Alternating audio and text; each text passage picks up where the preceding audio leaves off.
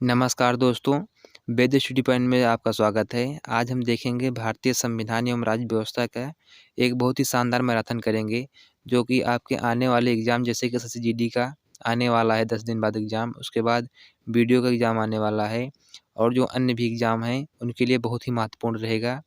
यहाँ पे हम पूरी कंप्लीट भारतीय राज्य व्यवस्था को कंप्लीट करेंगे, जिसे आप अंत तक वीडियो को देखना और जो भी एग्ज़ाम है आपका, इससे बाहर एक भी क्वेश्चन नहीं आएगा। जो भारतीय संविधान है क्या? जो संविधान है, कोई भी जो शासन होता है, ये संविधान के ही माध्यम से चलता है।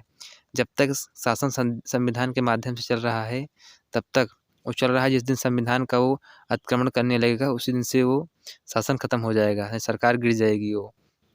जो कोई देश होता है, देश के लिए सबसे ज़्यादा ज़रूरी क्या है? देश के लिए सबसे ज़्यादा ज़रूरी होते हैं 4 फैक्टर, जो कि देश के लिए सबसे महत्वपूर्ण होते हैं। उसमें से पहली होती है, एक सरकार होती है, जो कि सुनिश्चित की जैसे कि इस समय वर्तमान में सबसे खतरनाक मोदी सरकार चल रही है हमारी। उसके बाद होती है भूमि, जो कि आप देख सकते हैं पूरब से लेके पश्चिम तक, उत्तर से लेके दक्षिण तक एक अच्छी भूमि का विस्तार है। वहीं जो तीसरा होता है, एक संप्रभुता होती है कि कोई भी फैसला लेना हो आप, किस तरह आप फैसला ले रहे हैं। वहीं जो चौथा होता है इसके लिए, ये होती है जनसंख्या, जो कि जनसंख्या के मामले में आप देख ही रहे हैं, जो भारत है किसी से पीछे नहीं है। और संप्रभुता भी आप देख रहे हैं कि इस समय वर्तमान समय में जिस तरह भारत रूस यूक्रेन का युद्ध चल रहा है, लेकिन जहाँ एक तरफ भारत अमेरिका को भी साथ लेके चल रहा है, वहीं दूसरी तरफ रूस को भी अपने साथ लेके चल रहा है, जो अपनी मूलभूत आवश्यकताएं हैं उसको पूर्ति कर रहा है, वहाँ से तेल लेकर, सस्ता तेल लेकर। अगर आपने अभी तक वीडियो को लाइक नहीं किया है, तो वीडियो को लाइक कर लें और चैनल को सब्सक्राइब कर लें और वीडियो में आप अंत तक बने रहिएगा। यहाँ पे हम पूरी कंप्लीट भारतीय राज्य व्यवस्था को देखेंगे, जो कि आपके आने वाले एग्ज़ाम के लिए बहुत ही महत्वपूर्ण रहेगा। आप इसे मिस मत करना, पूरी वीडियो अंत तक देखना। कोई ऐसा टॉपिक नहीं रहेगा जिसको हम यहाँ पे कंप्लीट ना करें। जो भारत का संविधान है, इसका विकास कैसे हुआ? जो भारतीय संविधान का निर्माण है, ये क्रमिक विकास का परिणाम है। जो ब्रिटिश शासन ने साम्राज्य विस्तार की आकांक्षाओं से भारत का आधुनिकीकरण किया और पश्चात शिक्षा प्रसार किया। जो भारत का संविधान है, ये कोई एक ही दिन में नहीं बना। लगभग 200-300 वर्ष तक जो अंग्रेज़ों ने यहाँ पे शासन किया, उसी के माध्यम से जो हमारा संविधान है, बना है। जिसमें सबसे ज़्यादा जो अहम भूमिका है संविधान में हमारी, वो भारत शासन अधिनियम 1935 की है। इस क्रम में भारतीयों ने विकास एवं स्वतंत्रता हेतु ब्रिटिश सरकार से विभिन्न राजनीतिक सुधारों की मांग की। इन मांगों में फलस्वरूप ब्रिटिश सरकार द्वारा विभिन्न प्रकार के अधिनियम पारित किए गए। ब्रिटिश सरकार द्वारा पारित विभिन्न अधिनियमों ने भारतीय संविधान के आधार का कार्य किया था। यहाँ पे कौन-कौन से उन्होंने अधिनियम पारित किए हैं, उनके बारे में देखेंगे। जो भारतीय संविधान सभा का गठन है, ये किस तरह हुआ था? वर्ष 1946 में कैबिनेट मिशन योजना के तहत भारतीय संविधान सभा का गठन का प्रस्ताव रखा गया था, जो इसका प्रस्ताव है 1946 में रखा गया। उसके बाद भारतीय संविधान सभा का गठन अप्रत्यक्ष निर्वाचन द्वारा हुआ था। जैसे आप लोगों ने अगर पॉलिटी पढ़ा होगा तो वहाँ पे ज़रूर आपने देखा होगा। और विधानसभा के सदस्यों द्वारा संविधान के सदस्यों का निर्वाचन किया गया था। निर्वाचन किस तरह हुआ था, इसे भी हम देखेंगे अभी। जो लगभग 10 लाख की जनसंख्या पर एक सीट का आवंटन किया गया था यहाँ पे। जो भारतीय संविधान सदस्यों की कुल संख्या थी, वो 389 थी। इनमें जो सीटें थी ब्रिटिश भारत की, वो 296 थी और 93 जो सीटें थीं, ये देसी रियासतों के लिए आवंटित की गई थी। जो संविधान सभा की प्रथम बैठक थी, वो 9 दिसंबर 1946 को हुई थी, जिसकी जो अध्यक्षता की थी, जो उस समय के सबसे वरिष्ठ सदस्य थे, डॉक्टर सच्चिदानंद सिन्हा ने। वहीं उसके बाद अस्थायी सदस्य थे, उसके दूसरे दिन ही डॉक्टर राजेंद्र प्रसाद को, इन 2 दिन बाद 11 दिसंबर 1946 को डॉक्टर राजेंद्र प्रसाद को संविधान सभा का अस्थायी अध्यक्ष चुना गया तथा एच.सी. मुखर्जी को उपाध्यक्ष। वहीं जो बी.एन. राव हैं, वो संविधान सभा के संवैधानिक सलाहकार के रूप में इन्हें नियुक्त किया गया था। जो संविधान सभा में महिलाओं की संख्या थी, वो 15 थी उस समय। 13 दिसंबर 1946 को जवाहरलाल नेहरू ने संविधान सभा में उद्देश्य प्रस्ताव पेश किया था, जिसे 22 जनवरी 1947 को सर्वसम्मति से पारित कर दिया गया था। जो संविधान सभा थी हमारी, जो उसके अध्यक्ष थे, उनमें से कौन सी किस समिति के कौन अध्यक्ष थे। जैसे हमारी थी संघ शक्ति समिति, जो इसके अध्यक्ष थे वो थे जवाहरलाल नेहरू। उसके बाद है संघीय संविधान समिति, इसके अध्यक्ष थे जवाहरलाल नेहरू। प्रांतीय संविधान समिति, इसके अध्यक्ष थे सरदार वल्लभ भाई पटेल। वहीं जो प्रारूप समिति है, इसके अध्यक्ष थे भीमराव अम्बेडकर। वहीं जो मौलिक अधिकार एवं अल्पसंख्यकों द्वारा जो समिति थी, उसके अध्यक्ष थे सरदार वल्लभ भाई पटेल। उसके बाद जो है राष्ट्रीय ध्वज संबंधी तंत्र समिति थी, जो उसके अध्यक्ष थे डॉक्टर राजेंद्र प्रसाद। जो प्रमुख समितियां थी और उनके अध्यक्ष हैं। ये एग्जाम में बहुत ही बार आया है और इसे आप जरूर ध्यान से देखना। अगर अभी तक आपने वीडियो को लाइक नहीं किया तो वीडियो को लाइक कर दें और चैनल को सब्सक्राइब कर लें। यहाँ पे हम पूरी कंप्लीट पॉलिटी आने वाले किसी भी एग्ज़ाम के लिए, जो कि एसएससी जीडी का आने वाला ही है और जिसके बाद भी एग्ज़ाम आएंगे उनके लिए बहुत ही महत्वपूर्ण होगा। यहाँ पे हम पूरी कंप्लीट पॉलिटी करेंगे, इसे आप देखना, बहुत ही आपके लिए फ़ायदेमंद होगा ये। 26 नवंबर 1949 को संविधान सभा द्वारा संविधान को पारित कर दिया गया। 26 नवंबर 1949 को संविधान सभा द्वारा पारित किए गए संविधान को, जो उसमें संविधान पारित हुआ था 49 को, उसमें 22 भाग, 8 अनुसूची और 395 अनुच्छेद थे। वहीं जो आज हमारा वर्तमान का जो संविधान है, उसमें 465 अनुच्छेद, 25 भाग और 12 अनुसूची है। संविधान निर्माण में जो कुल समय लगा था, 2 वर्ष 11 महीना 18 दिन का समय लगा था। जो संविधान सभा की अंतिम बैठक हुई थी वो 24 जनवरी 1950 को हुई थी, जो संविधान सभा की अंतिम बैठक थी। उसके बाद 26 जनवरी 1950 को भारतीय संविधान लागू हुआ था। संविधान के लागू होने की तिथि को गणतंत्र दिवस के रूप में मनाया जाता है। 24 जनवरी 1950 को डॉक्टर राजेंद्र प्रसाद को भारत का प्रथम राष्ट्रपति चुना गया। भारतीय जो संविधान सभा थी वो 22 जुलाई 1947 को राष्ट्रीय ध्वज, 24 जनवरी 1950 को राष्ट्रीय गीत और राष्ट्रगान को अपनाया।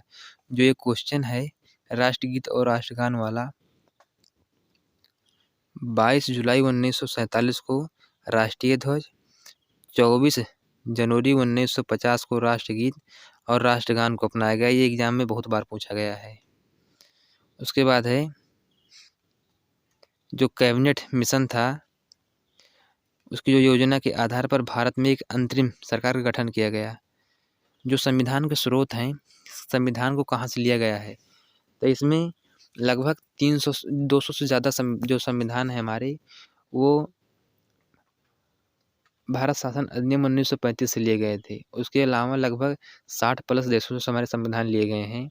और इनको लिया क्यों गया, क्योंकि कुछ लोग कहते हैं कि ये उधार कर लिया हुआ संविधान है या चोरी किया हुआ संविधान है। अगर कोई भी चीज़ अगर आप निर्मित करते हैं तो उसमें समय लगता है, धन लगता है और श्रम भी लगता है।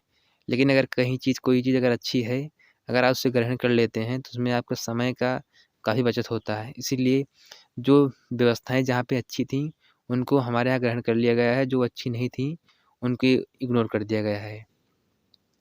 तो उसी संदर्भ में देखते हैं जो ब्रिटेन का संविधान है वहाँ से क्या क्या लिया गया है, जो कि हमारे लिए बहुत अच्छी थी। जैसे कि संसदीय शासन प्रणाली है, एकल नागरिकता है, विधि का शासन है।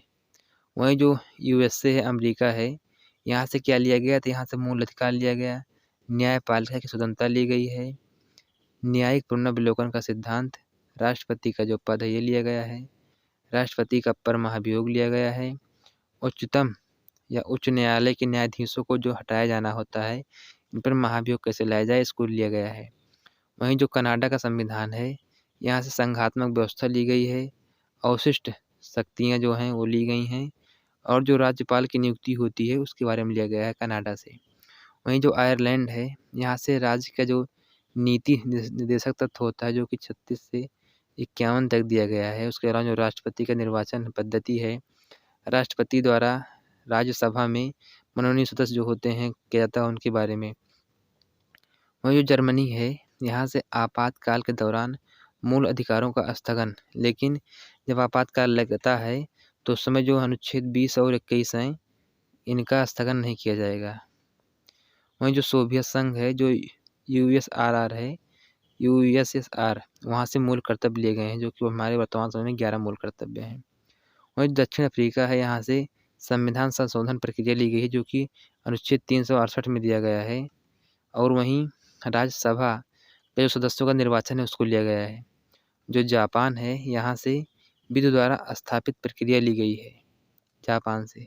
जो उसके महत्वपूर्ण भाग हैं उसको हम देख लेते हैं एक बार।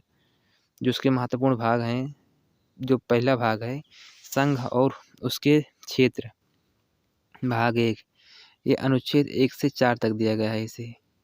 वहीं जो नागरिकता है, भाग 2, इसको 5 से 11 तक दिया गया है। जो मौलिक अधिकार है, अमेरिका से लिया गया है, इसको 12 से 35 तक दिया गया है। जो राज्य का नीति निर्देशक तत्व है, इसको हमने आयरलैंड से लिया है, जो कि 36 से 51 तक दिया गया है। वहीं जो मूल कर्तव्य है, इसको हमने वर्तमान जो रूस है उससे लिया है, USSR से, जो 51 का में दिया गया है। इसे 42वां संशोधन 1976 के माध्यम से जोड़ा गया था, भाग 4 का में। वहीं जो है संघ सरकार से संबंधित जो उपबंध है, इसको 52 से 151 तक है। वहीं जो राज्य से संबंधित जो उपबंध है, भाग 6 में, इसमें 152 से 237 तक दिया गया है। वहीं जो संघ क्षेत्र है, इसको 239 से 242 तक दिया गया है। जो वहीं भाग 9 है, पंचायतें, उसको 243 से 243 आना तक दिया गया है। जो नगर पालिकाएँ हैं, इनको 243 से 243 ता से 243 या छा तक दिया गया है। वहीं जो सहकारी समितियां हैं, इनको 243 ZH से 243 ZT तक दिया गया है। उसके बाद है संघ और राज्यों के बीच जो संबंध है, इसको दिया गया है 245 263 तक। वहीं जो निर्वाचन है, इसको दिया गया है 224 से 229 का तक।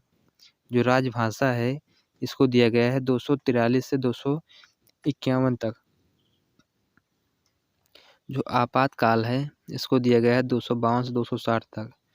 वहीं जो संविधान का संशोधन है, ये दिया गया है 368 में। उसके बाद जो अनुसूची हैं, क्योंकि जो वर्तमान संविधान, जब संविधान बना हुआ था उस समय 8 अनुसूची थी, लेकिन वर्तमान समय में 12 अनुसूची है। जो पहली अनुसूची है उसमें दिया गया है संघ व राज्य क्षेत्र। वहीं जो दूसरी अनुसूची है उसमें दिया गया है जो वेतन भत्ते होंगे उनके बारे में। उसके बाद जो तीसरी अनुसूची है, इसमें दिया गया है शपथ का प्रारूप क्या होता है। वहीं जो चौथी अनुसूची है, इसमें दिया गया है राज्यसभा के जो स्थानों का आवंटन होगा वो क्या है। वहीं जो 5वीं अनुसूची है, अनुसूचित क्षेत्र, अनुसूचित जनजातियों के प्रशासन और नियंत्रण के उपबंध के बारे में। वहीं जो अनुसूची जो 6ठी है, उसमें दिया गया है असम, मेघालय, त्रिपुरा और मिजोरम जो राज्य हैं, उनके जनजातीय जो क्षेत्र हैं उनके प्रशासन के संबंध में। वहीं जो 7वीं है, ये कहती है सभी लोग साथ रहें। इसमें साथ क्या है, संघ सूची, राज्य सूची और समवर्ती सूची के जो शक्तियाँ हैं उनके विभाजन के बारे में। जो 8 है, इसमें दिया गया है भाषा, जो कि वर्तमान समय में 22 भाषा है। जो 9वीं अनुसूची है, इसमें दिया गया है कुछ अधिनियम और विनियम का विधि मान्यकरण। और वहीं दिया गया है 10वीं में दल बदल। वहीं जो 11वीं अनुसूची है, इसमें दिया गया है पंचायत। वहीं जो 12वीं अनुसूची है, इसमें दिया गया है नगर पालिकाओं से संबंधित जो उपबंध है उसके बारे में दिया गया है। अब आगे देखते हैं जो संविधान की प्रस्तावना, क्योंकि जो प्रस्तावना है ये सबसे महत्वपूर्ण अंग है संविधान का। और इसके बारे में हम देखते हैं इसमें क्या लिखा गया है। हम भारत के लोग भारत को एक संपूर्ण प्रभुत्व, संपन्न, समाजवादी, पंथनिरपेक्ष, लोकतंत्रात्मक गणराज्य बनाने के लिए तथा उसके समस्त नागरिकों को सामाजिक, आर्थिक, राजनीतिक न्याय कितने प्रकार का है, 3 प्रकार का न्याय है।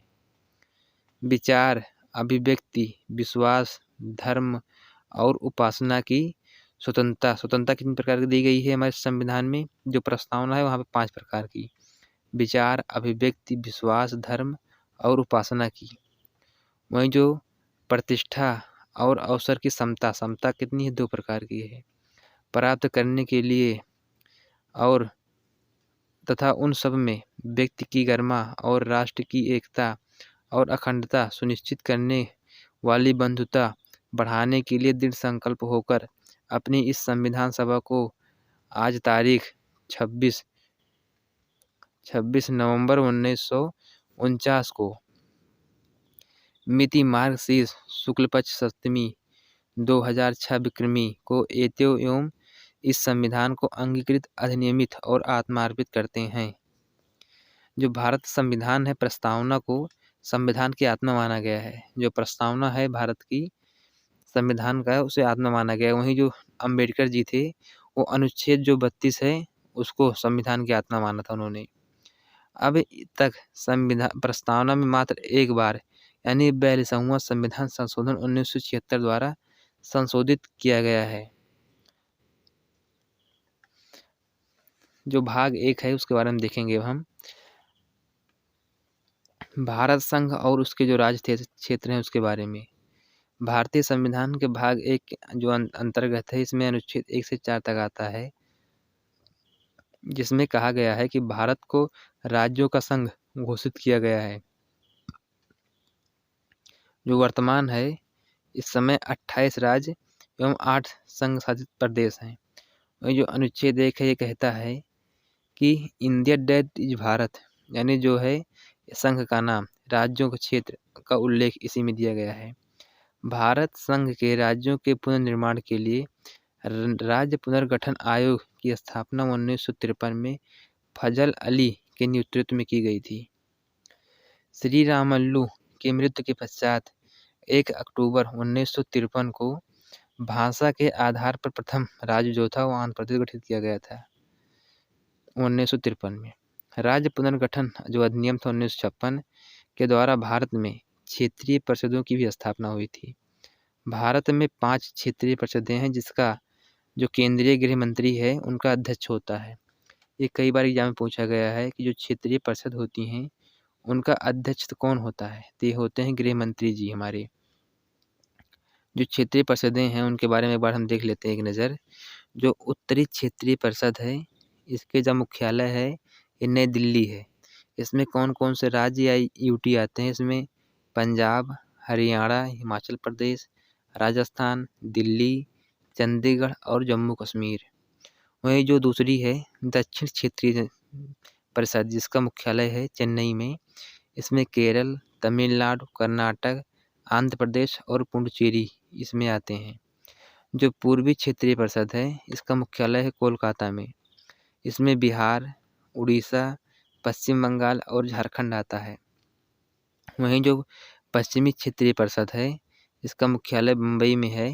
इसमें महाराष्ट्र, गोवा, गुजरात, दमन और दीव तथा इसमें दादरा नगर हवेली भी आता है। और उसके बाद है जो मध्यवर्ती क्षेत्रीय परिषद है, जिसका मुख्यालय प्रयागराज इलाहाबाद में है, उत्तर प्रदेश। इसमें यूपी, एमपी, उत्तराखंड और छत्तीसगढ़, इसमें 4 राज्य आते हैं जो मध्य वाला कमान है।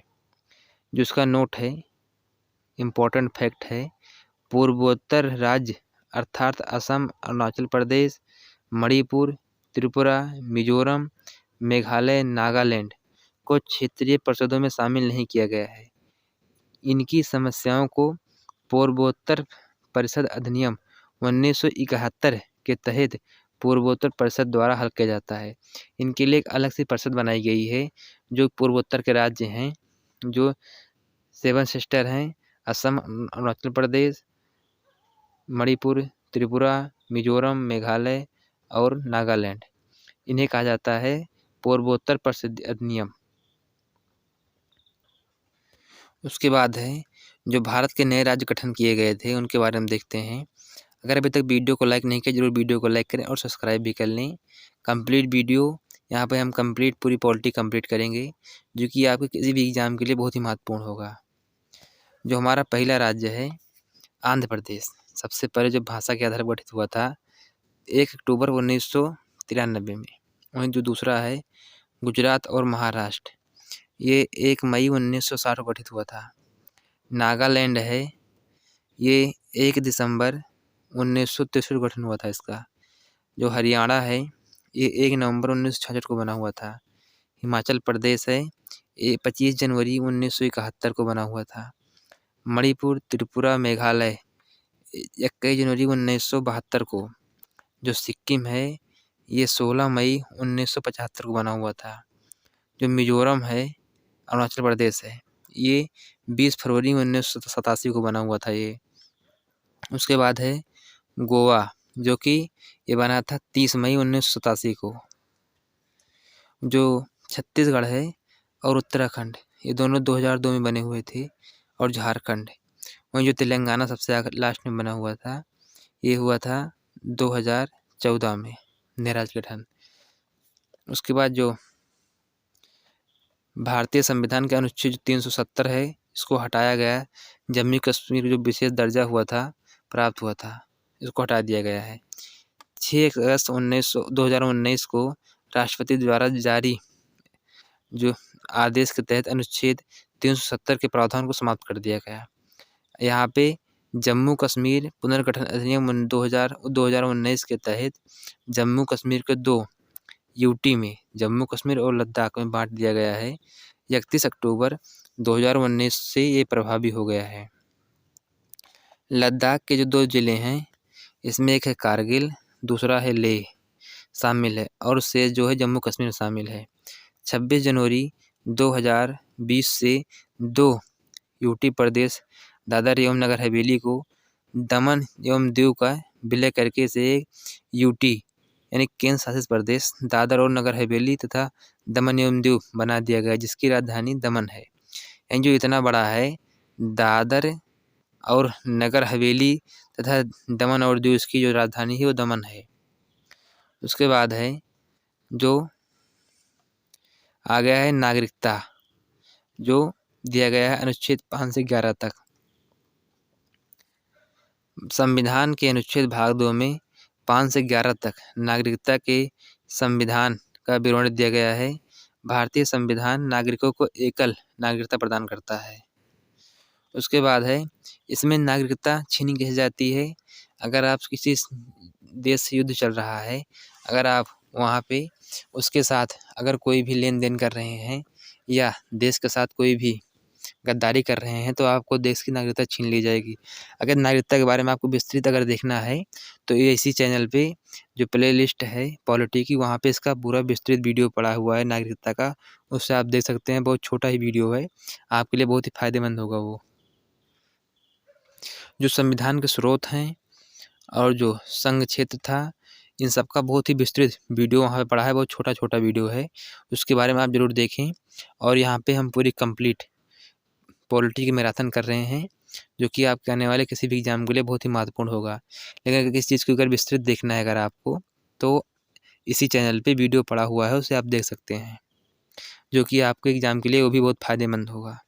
जो हमारा मौलिक अधिकार है, इसके बारे में हम देखते हैं। भाग 3 में अनुच्छेद 12 से 35 तक मौलिक अधिकार का विवरण है। भारत का अधिकार पत्र भी इसे कहा जाता है, यानी जो मैग्ना कार्टा है, भाग 3 को मैग्ना कार्टा भी बोलते हैं। जो हमारा मूलतः संविधान है, उसमें 7 मौलिक कर्तव्य थे, मौलिक अधिकार थे। संपत्ति के जो मूल अधिकार है, इसे 44वां संविधान संशोधन 1978 के तहत इसको हटा दिया गया है। वर्तमान समय में से भाग 12 में 300 का के तहत एक वैधानिक अधिकार करके रख दिया गया है। जब ये हमारा मौलिक अधिकार नहीं है, जो संपत्ति का अधिकार है। वर्तमान समय में संविधान के तहत हमें 6 मौलिक अधिकार प्राप्त हुए हैं। मौलिक अधिकार का भी वीडियो पूरा एकदम विस्तृत इसी चैनल पर पड़ा हुआ है, आप उसे भी देख सकते हैं। बहुत अच्छा है ये। अगर आपको वीडियो पसंद आएगा, जरूर वीडियो को लाइक करके चैनल को सब्सक्राइब करना। जो हमारा सबसे पहला जो हमारा जो है अधिकार है, ये है समानता का अधिकार, जो कि अनुच्छेद 14 से 18 तक दिया गया है। जो अनुच्छेद 14 है, विधि के समक्ष समता। राज्य भारत के राज्य क्षेत्र में किसी व्यक्ति को विधि के समक्ष समता या विधियों के समान संरक्षण से वंचित नहीं करेगा। जो अनुच्छेद 15 है, धर्म, मूल वंश, जाति, लिंग या जन्म स्थान के आधार पर विभेद का निषेध दिया गया है। राज्य किसी भी नागरिक के विरुद्ध केवल धर्म, मूल वंश, जाति, लिंग, जन्म स्थान अथवा इसके आधार पर किसी के साथ भेदभाव नहीं करेगा। वही जो अनुच्छेद 16 है इसमें दिया गया है लोक नियोजन के विषय में अवसर की समानता। राज्य के अधीन किसी पद पर नियोजन अथवा नियुक्ति से संबंधित विषयों में सभी नागरिकों को समान अवसर प्रदान किए जाएंगे। जो अनुच्छेद 17 है इसमें कहा गया है अस्पृश्यता का अंत। अस्पृश्यता का किसी भी रूप में आचरण करना विधि के अनुसार दंडनीय अपराध घोषित किया जाएगा। वहीं जो अनुच्छेद 18 है इसमें कहा गया है उपाधियों का अंत। जिसमें सेना अथवा विद्या संबंधी सम्मान के अतिरिक्त कोई भी उपाधि राज्य द्वारा प्रदान नहीं की जाएगी। भारत द्वारा कोई भी नागरिक किसी भी विदेशी राज्य द्वारा प्रदान की गई उपाधि भारत के जो राष्ट्रपति की पूर्व अनुमति से ही स्वीकार करेगा। जो उपाधि है जैसे कि जो मिलती है हमको भारत रत्न है, पद्म विभूषण है, पद्मश्री है, ये उपाधि नहीं, ये एक सम्मान है, इसे उपाधि में नहीं गिना जाता है। वहीं जो दूसरा है स्वतंत्रता का अधिकार, जो अनुच्छेद 19 से 22 तक दिया गया है। जो पहला है अनुच्छेद 19, इसमें कहा गया है वाक की स्वतंत्रता, जिसमें 19(1) है इसमें 6 प्रकार की स्वतंत्रता दी गई है। जिसमें 19(1) का है वाक और अभिव्यक्ति की स्वतंत्रता। वहीं अनुच्छेद 19(1) का खा है शांतिपूर्ण बिना हथियार के किसी भी सम्मेलन को स्वतंत्रतापूर्वक करना। जो वहीं पे जो गा है इसमें कहा गया है कि आप संघ या समिति बनाने की स्वतंत्रता है आपके पास। उसके बाद है घा 19 का जो घा है इसमें कहा गया है कि जो भारत का राज्य क्षेत्र है वहाँ आबाद घूमने की स्वतंत्रता है। वही जो अनुच्छेद 19 का अंगा है भारत के राज्य क्षेत्र में किसी भी भाग में निवास करने बस जाने की स्वतंत्रता है। वही जो अनुच्छेद 19(1) का छा है इसमें कहा गया है जीविका चलाने के लिए कोई भी व्यवसाय उपाजीविका व्यापार करने का जो है स्वतंत्रता आपको दी गई है। जो वही अनुच्छेद 20 है इसमें कहा गया है अपराधों के लिए दोष सिद्धि के संबंध में संरक्षण। इसके अंतर्गत 3 प्रकार की स्वतंत्रता का वर्णन किया गया है। जो किसी व्यक्ति को अपराध के लिए दोष सिद्धि तभी माना जाएगा जब वो किसी प्रवृत्त विधि उस समय जो लागू होगी का अतिक्रमण करेगा। वहीं जो दूसरा है किसी व्यक्ति को एक ही अपराध के लिए बार बार दंड नहीं दिया जाएगा।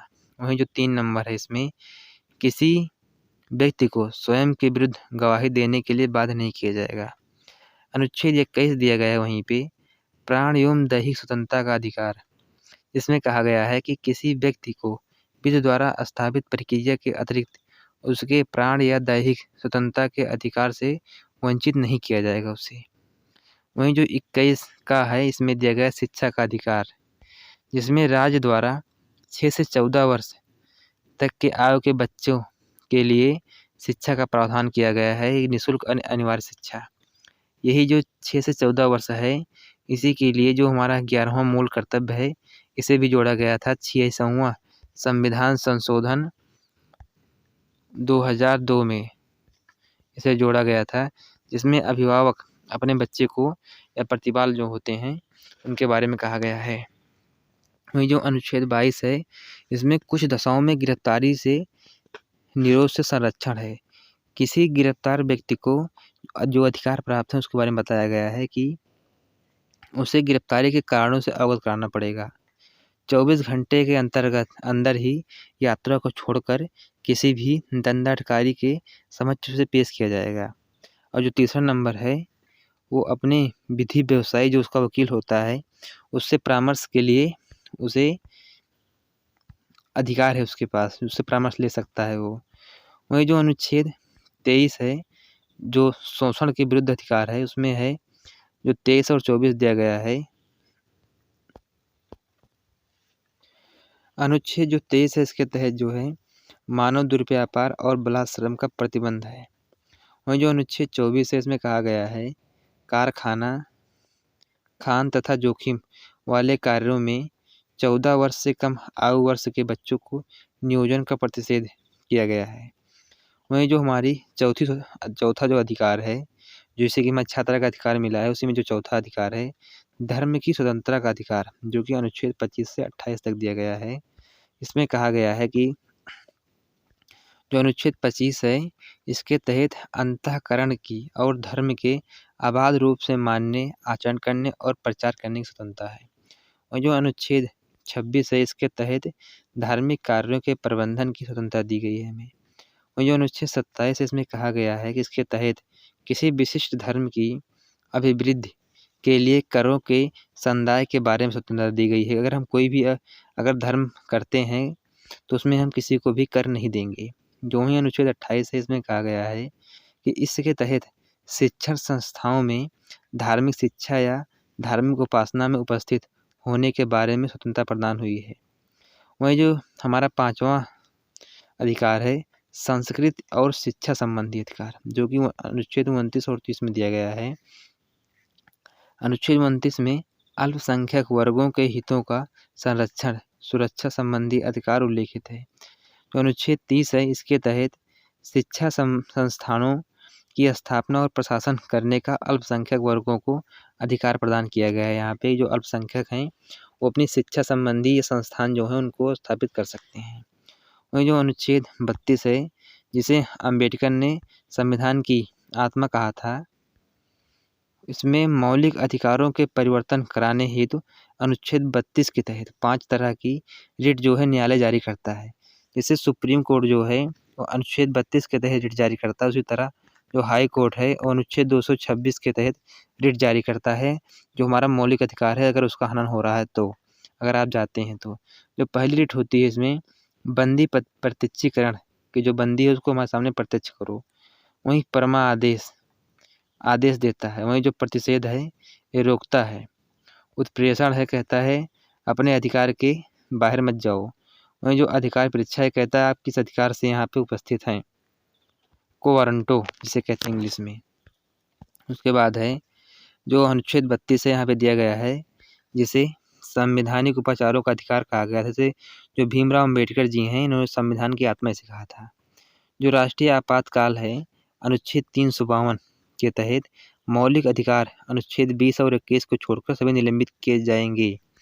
जो अनुच्छेद 52 है, 352, इसी में मंत्रिमंडल शब्द का इसी में प्रयोग किया गया है। अगर राष्ट्रीय जब आपातकाल लगता है तो मंत्रिमंडल की लिखित सिफारिश पर ही राष्ट्रीय आपातकाल जो है वो लगेगा, अन्यथा नहीं लगेगा। जो भाग 4 है, डीपीएसपी राज्य के नीति निर्देशक तत्व, इसमें कहा गया है कि जो डीपीएसपी है, तत्वों का उल्लेख संविधान के भाग 4 अनुच्छेद 36 से 51 तक किया गया है। इन्हें आयरलैंड के संविधान से लिया गया है। ये लागू कराना राज्य की सुविधा पर निर्भर करता है। इसे न्यायालय द्वारा लागू नहीं किया जा सकता है, अर्थात इन्हें वैधानिक शक्ति प्राप्त नहीं है।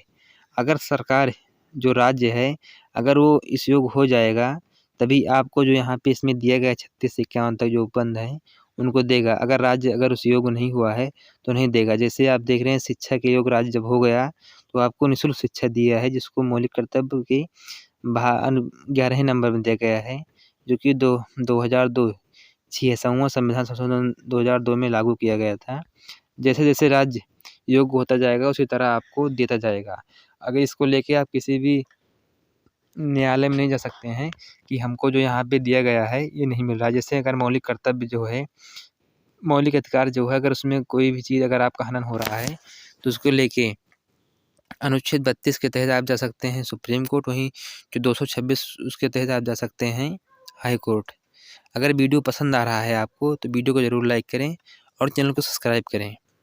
अगर इसे पूरा विस्तृत पढ़ना है अगर डीपीएसपी को, तो आपको इसी चैनल पे इसका पूरा विस्तृत वीडियो पड़ा हुआ है, उसको आप ज़रूर जाके देखें।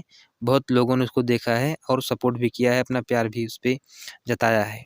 आप भी अपना प्यार दीजिए।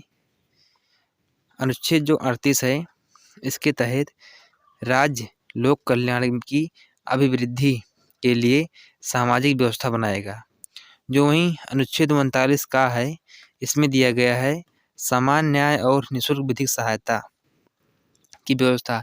जब राज्य इस योग्य हो गया है कि आपको ये दिया है जिससे कि निःशुल्क विधिक सहायता, जिसके पास रुपया नहीं है वो भी वकील कर सकता है, वो भी विधिक सहायता ले सकता है। वही जो अनुच्छेद 40 है, इसमें ग्राम पंचायतों का गठन। आप देख रहे हैं कि राज्य योग्य हो गया है, आपको ग्राम पंचायत जो आप आप अनुसूची जो पढ़े थे, जो 11 और 12 है, वहाँ पे आप देख सकते हैं पंचायतों के बारे में।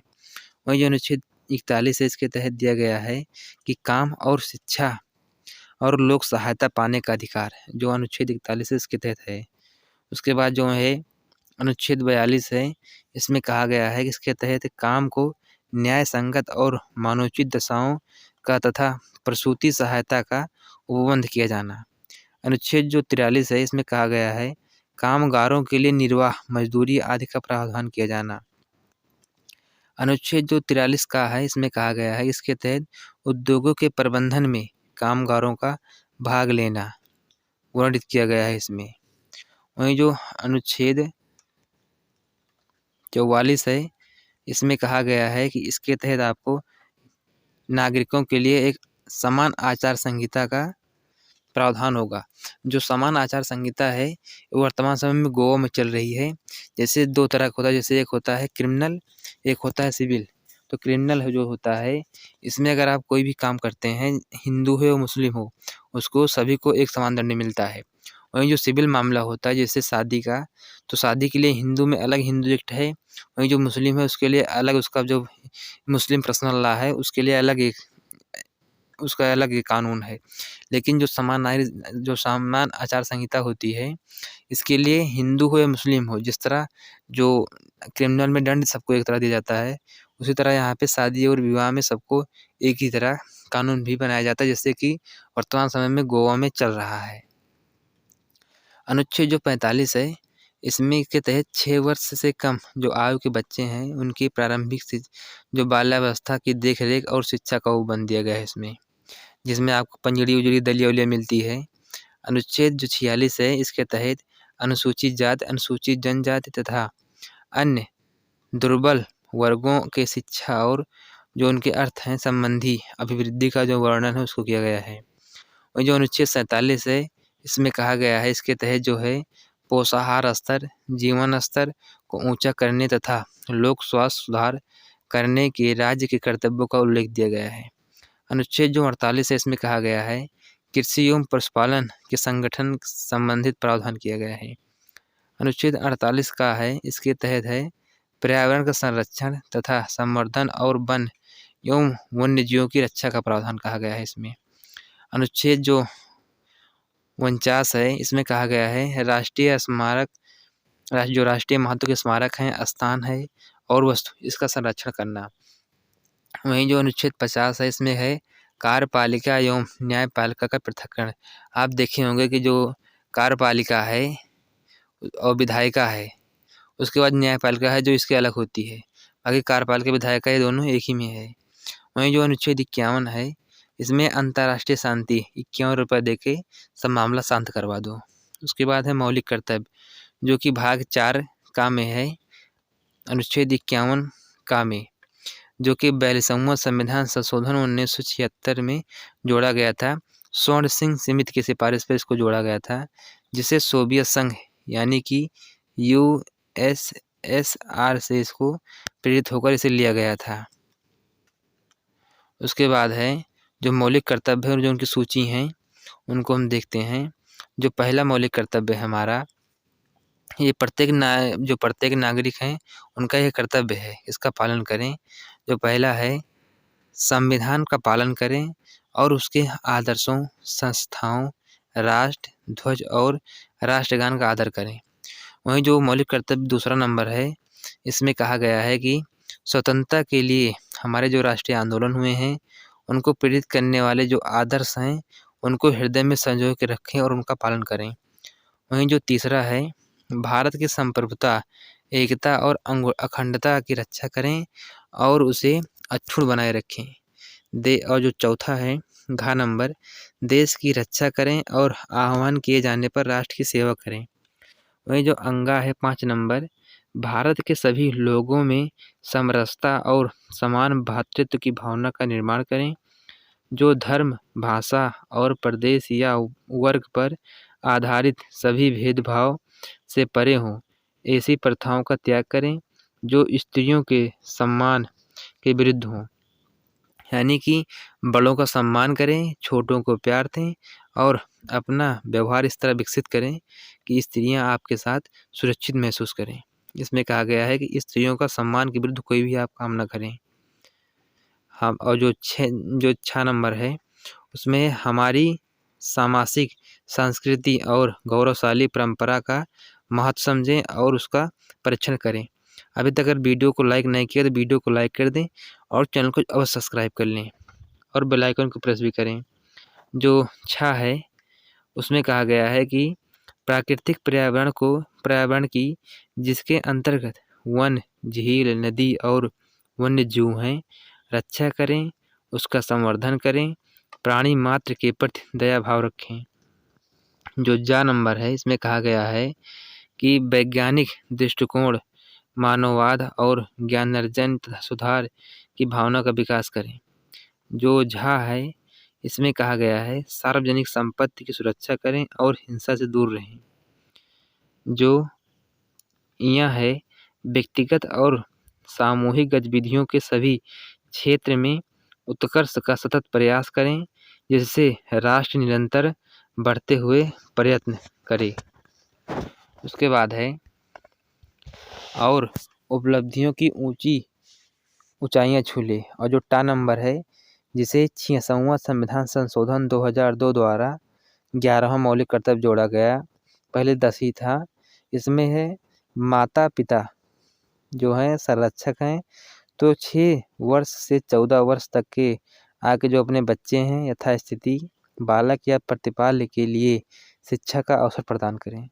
नोट दिया गया है इसमें जो हमारा मूल संविधान था उसमें 10 ही था कर्तव्य थे, लेकिन जो 66वां संविधान संशोधन 2002 में इसको जोड़कर 11 कर दिया। लेकिन जो हमारा मूल संविधान था उसमें कोई भी कर्तव्य नहीं था।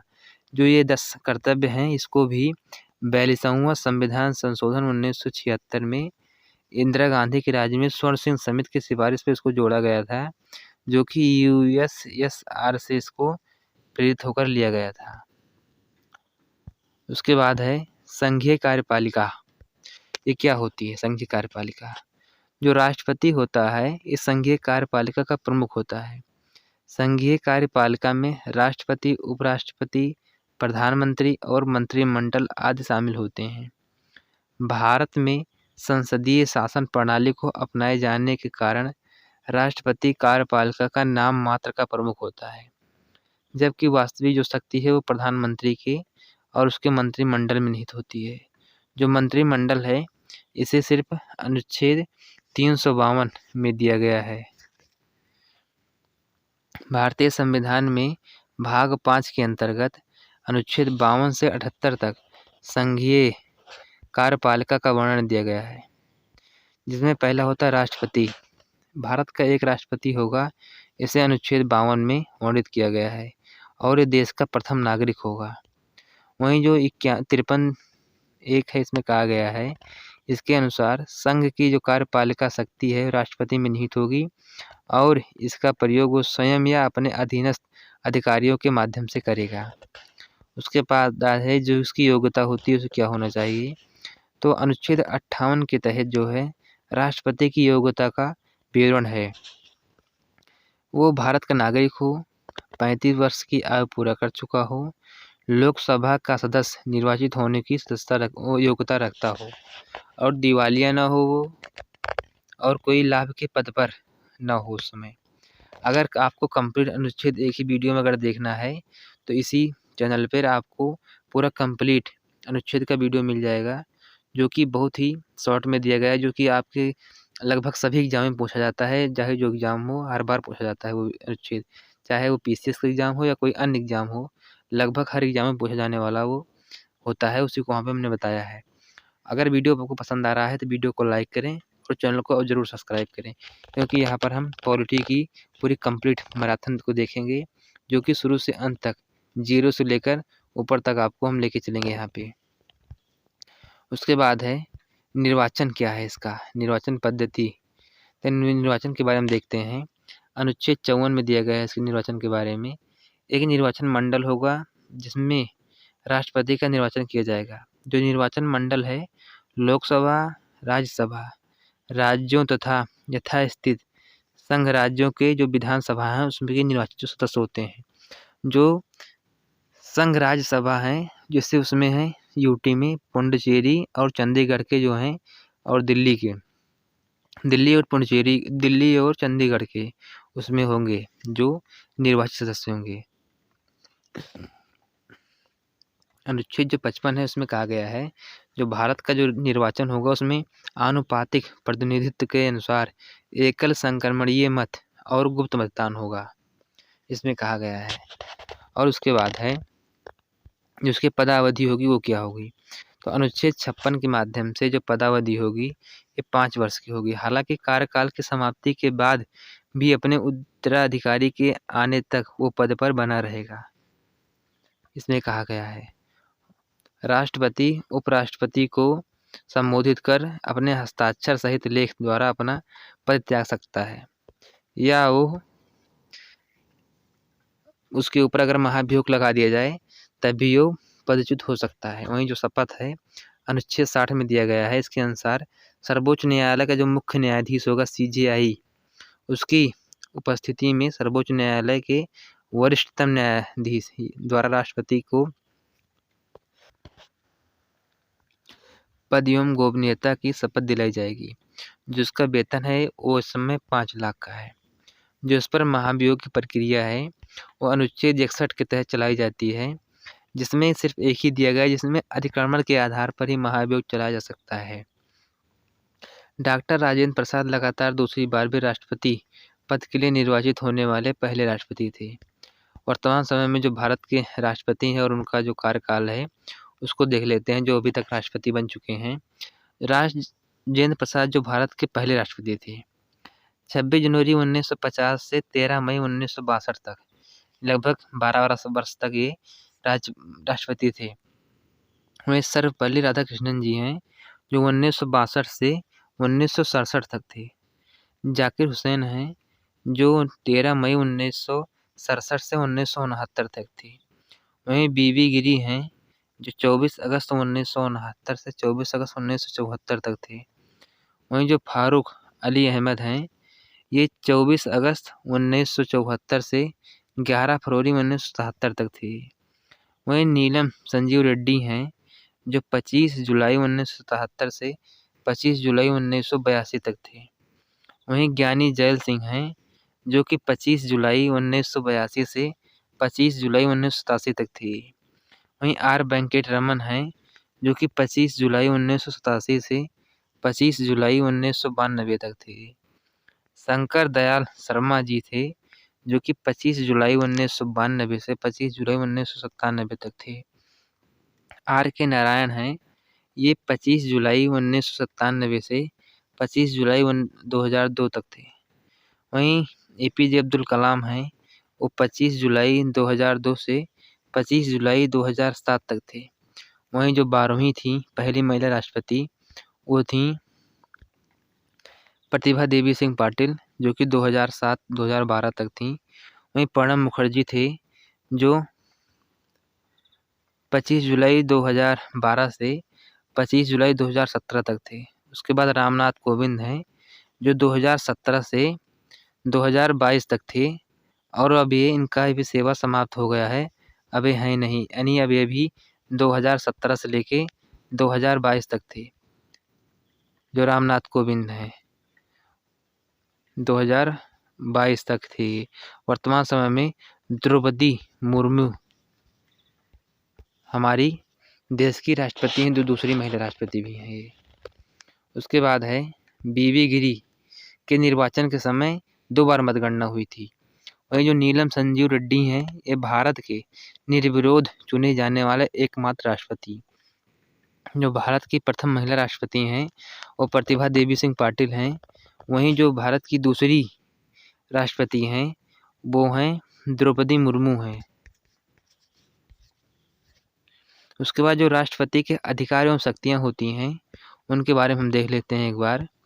जो राष्ट्रपति की विधायी शक्तियाँ होती हैं इनमें होता है कि राष्ट्रपति को निम्नलिखित विधायी शक्तियाँ प्राप्त हैं, जिसमें से संसद के सत्र को बुलाने, सत्रावसान करने, तथा लोकसभा को भंग करने संबंधी अधिकार, प्रत्येक नए चुनाव के बाद तथा प्रत्येक वर्ष संसद के प्रथम अधिवेशन को संबोधित करने का अधिकार, संसद के संयुक्त बैठक बुलाने का अधिकार इनके पास है।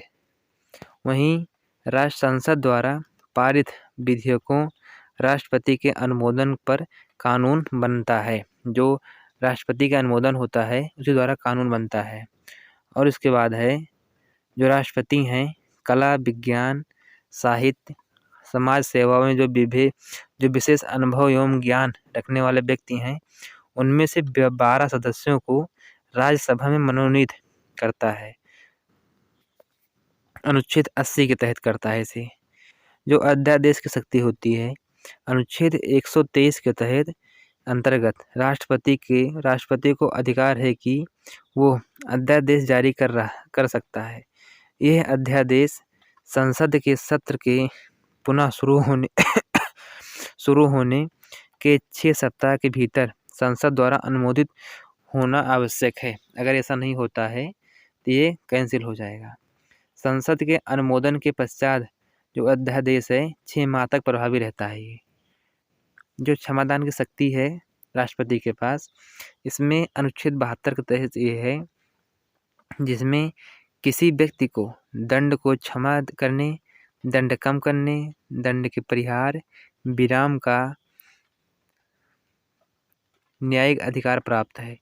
राष्ट्रपति द्वारा जो राष्ट्रपति हैं किसी को भी क्षमा कर सकते हैं जो भी उनके पास क्षमा के लिए याचिका डालेगा।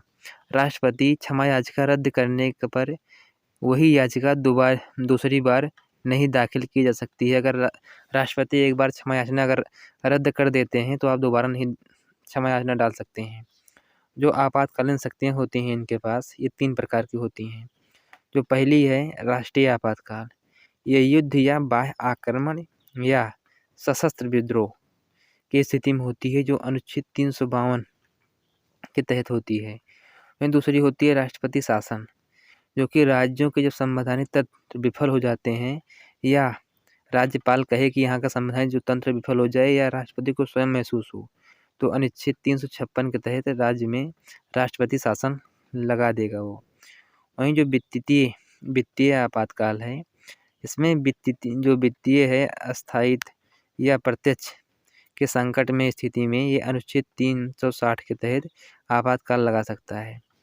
वहीं जो पहली बार राष्ट्रीय आपातकाल की जो घोषणा हुई थी 1962 भारत चीन के युद्ध के समय हुई थी।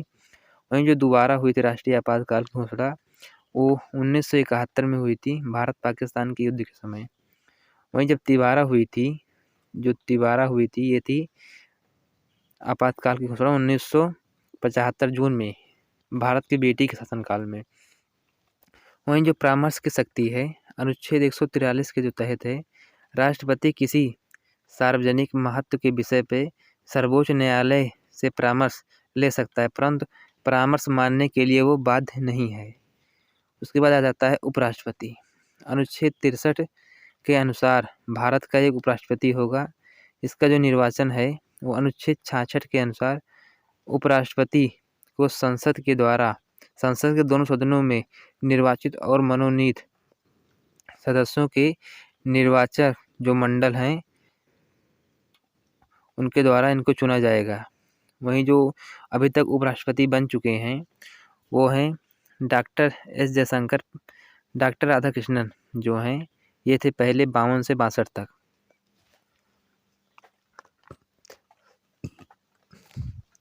जाकिर हुसैन थे 1962 से 1967 तक।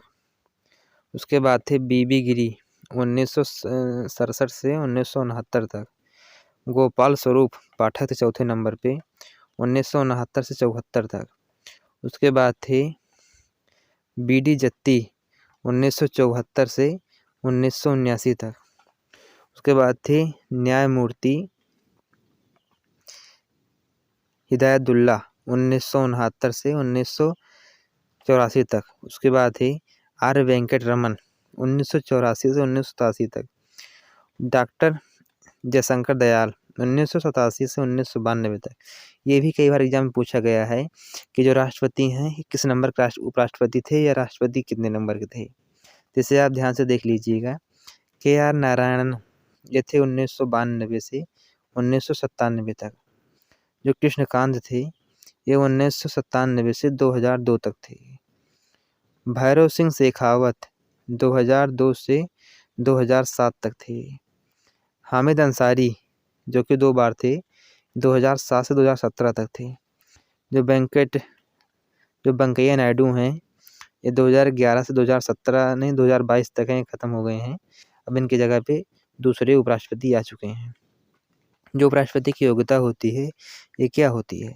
तो उपराष्ट्रपति की जो योग्यता होती है ये भारत का नागरिक होना चाहिए, 35 वर्ष की आयु का होना चाहिए, राज्यसभा का सदस्य बनने की योग्यता हो, दिवालिया न हो और किसी भी लाभ के पद को न ग्रहण किया हो। जो इनकी पदावधि होती है अनुच्छेद 67 के तहत इनकी होती है, जो कि सामान्यतः 5 वर्ष की होती है। लेकिन जो उपराष्ट्रपति होता है राज्यसभा का पदेन सभापति होता है, परंतु ये राज्यसभा का सदस्य नहीं होता है। उसके बाद है प्रधानमंत्री और मंत्रिपरिषद आ गया है। अनुच्छेद 74 के अनुसार राष्ट्रपति की सहायता और सलाह देने के लिए एक मंत्रिपरिषद होगी जिसका मुखिया प्रधानमंत्री होता है। राष्ट्रपति अपने कृत्यों का प्रयोग करने में इनकी सलाह के अनुसार कार्य करेगा। प्रधानमंत्री की जो नियुक्ति होती है वो राष्ट्रपति करता है और जो चुनाव होता है वो जनता करती है। ये कई बार पूछा गया कि राष्ट्रपति की प्रधानमंत्री की नियुक्ति होती है, चुनाव होता है, निर्वाचन होता है, ये सब के बारे में बहुत बार एग्जाम में पूछा गया है। और मंत्रियों की नियुक्ति राष्ट्रपति जो होता है प्रधानमंत्री की सलाह पर करता है कि किसको कौन सा पद देना है, किसको कैबिनेट मंत्री बनाना है, किसको राज्य मंत्री बनाना है, किसको उप मंत्री बनाना है। क्योंकि जो मंत्री होते हैं वो 3 तरह के मंत्री होते हैं। एक होता है ऊपर कैबिनेट मंत्री, दूसरा बीच में होता है राज्य मंत्री और जो तीसरा होता है ये होता है उप मंत्री। अब इसी कैबिनेट मंत्री में अब एक नया फार्मूला आ गया किचन कैबिनेट का, जिसमें सिर्फ 3-4 लोग होते हैं।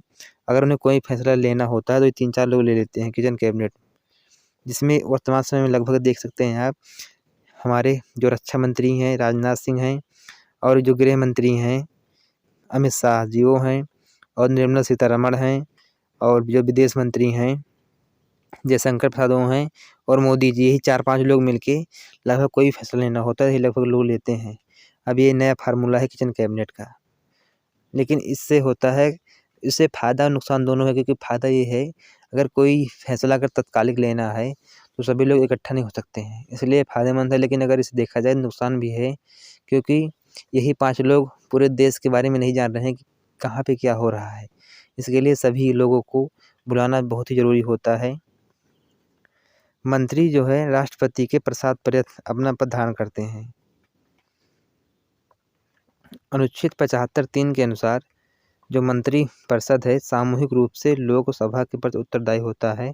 वहीं जब एक मंत्री कहा जाए अगर तो ये राष्ट्रपति के प्रति उत्तरदायी होता है। लोकसभा के जो मंत्री परिषद के खिलाफ अविश्वास प्रस्ताव पारित होता है तो संपूर्ण मंत्रिमंडल को त्यागपत्र देना होता है। अगर एक मंत्री त्यागपत्र देता है तो कुछ नहीं होगा। अगर एक मंत्री की मृत्यु भी हो जाती है तो कुछ भी नहीं होगा। अगर वहीं प्रधानमंत्री की अगर मृत्यु हो जाए ना, समझो पूरा तख्ता पलट गया फिर। उसके बाद है जो अभी तक प्रधानमंत्री बने हैं उनको एक बार हम देख लेते हैं, जो कि एग्जाम में बहुत बार पूछा गया है कि प्रधानमंत्री के बारे में। जो प्रधानमंत्री की जो शुरुआत होती है वो जवाहरलाल नेहरू से होती है, जो कि 1947 से 64 तक थे। उसके बाद गुलजारीलाल नंदा थे, 64 से 64 में ही थे, ये कार्यवाहक थे। लेकिन वहीं जो लाल बहादुर शास्त्री थे ये 1964 से 1966 तक थे। वहीं फिर गुलजारीलाल नंदा बने थे कार्यवाहक के लिए 66 से 66 तक ही। फिर आई भारत की बेटी इंदिरा गांधी, 1966 से 1967 तक थी ये। फिर आए मोरारजी देसाई जी, ये 77 से 79 तक थे। फिर आए चौधरी चरण सिंह, ये थे 79 से 80 तक थे ये। उसके बाद इंदिरा गांधी जी फिर आई दोबारा, फिर ये बनी 80 से 84 तक। उसके बाद राजीव गांधी, इंदिरा गांधी की मृत्यु के बाद 84 से 89 तक थे ये राजीव गांधी। फिर आए विश्वनाथ प्रताप सिंह, ये थे 89 से 1990 तक। वह चंद्रशेखर आए 11वें नंबर पे, ये बने 1990 से 1991 तक। उसके बाद पीवी सिंघा राव आए, नरसिम्हा राव आए, ये थे 1991 से 1996 तक। इन्हीं 1991 में ये एलपीजी जो रिफॉर्म था वो आया था, लिबरलाइजेशन, प्राइवेटाइजेशन और ग्लोबलाइजेशन, यानी कि वैश्वीकरण, प्राइवेट जो था प्राइवेट का सिस्टम और जो ग्लोबलाइजेशन था उसके सब जो बारे में आया था इकोनॉमिक में, वो आया था 1991 में ही। और अटल बिहारी वाजपेयी जो थे 1996 से 1996 में ही थे ये भी। उसके बाद थे HD देवगौड़ा जो थे 1996 से 1997 तक थे। गुलजारी इंद्र कुमार गुलजार गुजराल थे, ये थे 97 से 98 तक। उसके बाद थे अटल बिहारी वाजपेयी, ये 98 2004 तक थे। फिर बाद मनमोहन सिंह जो कि 2004 से 2014 तक थे। और वर्तमान समय में महामहिम दामोदर दास नरेंद्र भाई मोदी हैं, जो कि 2014 से अभी तक जमजमाए बैठे हुए हैं, अभी तक हिले नहीं हैं। जो अन्य महत्वपूर्ण जो तथ्य है प्रधानमंत्री के बारे में वो ये है कि देश की जो पहली प्रधानमंत्री थी महिला वो इंदिरा गांधी थी। मोरारजी जो देसाई थे सबसे अधिक उम्र के प्रधानमंत्री, और जो सबसे कम उम्र के प्रधानमंत्री हैं वो राजीव गांधी थे। अब तक 6 प्रधानमंत्री ऐसे हुए हैं जो कि पहले पूर्व मुख्यमंत्री थे। ये एग्जाम में बहुत बार आया है कि पूर्व मुख्यमंत्री कौन थे जो कि आज वर्तमान समय में प्रधानमंत्री हैं। इसमें थे Morarji Desai, Chaudhary Charan Singh, BP Singh, PV Narasimha Rao, HD Deve Gowda और नरेंद्र दामोदर मोदी जो कि पहले थे गुजरात के, ये थे मुख्यमंत्री वर्तमान समय में भारत के डेंजर प्रधानमंत्री हैं। अगर आपको वीडियो पसंद आ रहा है तो वीडियो को लाइक करें और चैनल को जरूर सब्सक्राइब करें, दोस्तों में शेयर भी करें जो कि आपके साथ ही एग्ज़ाम देने वाले हैं, क्योंकि यहाँ पे हम कंप्लीट इंडियन पॉलिटी की मैराथन करेंगे जो कि आपके किसी भी एग्ज़ाम के लिए बहुत ही महत्वपूर्ण होगा। उसके बाद है संसद। भारत के जो संविधान है उसमें भाग 5 के अंतर्गत दिया गया है संसद को। ये अनुच्छेद 79 से 122 तक संसद के गठन, संरचना, प्रक्रिया, शक्ति आदि का जिसमें वर्णन किया गया है। उसके बाद अनुच्छेद 79 के अनुसार भारत की संसद राष्ट्रपति, राज्यसभा और लोकसभा के द्वारा मिलकर बनता है। इसमें प्रेसिडेंट होंगे और एक होंगे लोकसभा और राज्यसभा, इन सबसे मिलकर ये बनता है, यहाँ का जो है संसद है। उसके बाद है संसद द्वारा पारित कोई विधेयक जब कानून नहीं बनता है तो उसे राष्ट्रपति उसे अपनी स्वीकृति नहीं देता है। उसके बाद है राज्यसभा। राज्यसभा की अधिकतम जो सदस्य सीमा है 250 है, लेकिन इसमें 238 सदस्य राज्यों से एवं यूटी जो है वहाँ से अप्रत्यक्ष रूप से निर्वाचित होते हैं। वहीं जो 12 सदस्य हैं इनको राष्ट्रपति मनोनीत करते हैं अनुच्छेद 80(1) के तहत। जो राज्यसभा सदस्य संख्या है वो आंध्र प्रदेश में 11 है, असम में 7 है, छत्तीसगढ़ में 5 है, गुजरात में 11 है, हिमाचल प्रदेश में 3 है, झारखंड में 6 है, वहीं केरल में 9 है, अरुणाचल प्रदेश में 1 सीट है, बिहार में 16 है, गोवा में 1 है, हरियाणा में 5, जम्मू एंड कश्मीर में 4, कर्नाटक में 12 और MP में 11। एग्जाम में बहुत बार पूछा जाता है कि राज्यसभा सीटें कहाँ पे कितनी हैं, इसके बारे में आप इसे बहुत ध्यान से देखना। उसके बाद वहीं मेघालय है, यहाँ पे 1 सीट है, महाराष्ट्र में 19 सीट है, नागालैंड में 1 सीट है, उड़ीसा में 10 है, पंजाब में 7 है, सिक्किम में 1 है, त्रिपुरा उत्तराखंड में 3 है, तेलंगाना में 7 है, और जो मिजोरम है वहाँ पर भी 1 सीट है, दिल्ली राजधानी जो है NCR राष्ट्रीय राजधानी क्षेत्र जो है वहाँ पे 3 है, पुदुचेरी में 1 है, राजस्थान में 10 है, तमिलनाडु में 18, उत्तर प्रदेश में 31, पश्चिम बंगाल में 16। इतनी राज्यसभा सीटें हैं जो कि एग्जाम में बहुत बार पूछा गया है राज्यसभा सीट के बारे में। जो राज्यसभा होता है सदस्य उनकी जो न्यूनतम आयु होती है वो 30 वर्ष होती है। यह एक अस्थायी सदन है, कभी भंग नहीं होता है। जो यहाँ के सदस्य होते हैं वो 6 वर्ष के लिए चुने जाते हैं और प्रत्येक 2 वर्ष पे 1/3 सदस्य सेवानिवृत्त हो जाते हैं। ये अनुच्छेद 83(1) में दिया गया है। जो इनकी शक्तियाँ होती हैं राज्यसभा के पास, ये होती हैं अखिल भारतीय जो सेवा है इसका सृजन करने का अधिकार होता है अनुच्छेद 312 के तहत। इसके अंतर्गत 2/3 बहुमत द्वारा अखिल भारतीय सेवा का ये सृजन कर सकते हैं। वहीं जो राज्यसभा है अनुच्छेद 249 के तहत राज्य सूची के किसी भी विषय पे जो राष्ट्रीय महत्व घोषित कर सकती है जो राज्यसभा है। राज्यसभा का जो गठन है 3 अप्रैल 1952 को हुआ था तथा इसकी जो पहली बैठक है ये 13 मई 1952 को हुई थी। उसके बाद है लोकसभा। जो लोकसभा है हमारी, ये जो है संसद का निम्न सदन होता है। यहाँ पे होते हैं 530 जो हैं सदस्य हैं, वहीं जो है 20 अधिकतम जो संख्या है 550 है यहाँ की, 550 सीट है यहाँ पे। वहीं जो वर्तमान में लोकसभा है उसमें 543 सीट है, प्लस जो 524 राज्यों के लिए और 19 केंद्र शासित प्रदेशों के लिए प्रत्यक्ष रूप से निर्वाचित होती है ये। इसकी आप संख्या देख सकते हैं, यहाँ पे दिया गया है कि आंध्र प्रदेश में 25 सीट है, अरुणाचल में 2, असम में 11 है, बिहार में 40 है, छत्तीसगढ़ में 11 सीट है, गुजरात में 26, गोवा में 2 सीट है, हिमाचल प्रदेश में 4 है, हरियाणा में 10 है, झारखंड में 14 सीट है, जम्मू कश्मीर में 5, केरल में 20, कर्नाटक में 28, मेघालय में 2, महाराष्ट्र में 48 सीट है, तो वहीं मणिपुर में 2 सीट है, मध्य प्रदेश में 29, मिजोरम में 1, नागालैंड में 1, उड़ीसा में 21 सीट है, पंजाब में 13 सीट है, सिक्किम में 1 सीट है, तमिलनाडु में 39 है, उत्तर प्रदेश सबसे सर्वाधिक सीट 80 सीट है, वहीं पश्चिम बंगाल में 42 सीट, दिल्ली में 7 सीट, चंडीगढ़, लक्षद्वीप, लद्दाख और पुडुचेरी यहाँ चारों में एक ही एक सीट है यहाँ पे, इन चारों में। उसके बाद है दादर नगर हवेली में 2 सीट है, अंडमान निकोबार में 1 है, उत्तराखंड में 5 है, त्रिपुरा में 2 सीट है, तेलंगाना में 17 सीट है, राजस्थान में 25 सीट है। इसलिए कोई भी चुनाव देखते होंगे आप, ज़्यादा करके जो चुनाव होता है संसद का सर्वाधिक जो फोकस होता है वो इसी पर होता है, उत्तर प्रदेश के ऊपर। यहाँ से 80 सीट है, यहाँ से जो जीत गया समझो कुल से जीत गया वो। और जो लोकसभा का सामान्य कार्यकाल होता है ये 5 वर्ष का होता है। मंत्रिपरिषद लोकसभा के प्रति सामूहिक रूप से उत्तरदायित्व होता है इसका।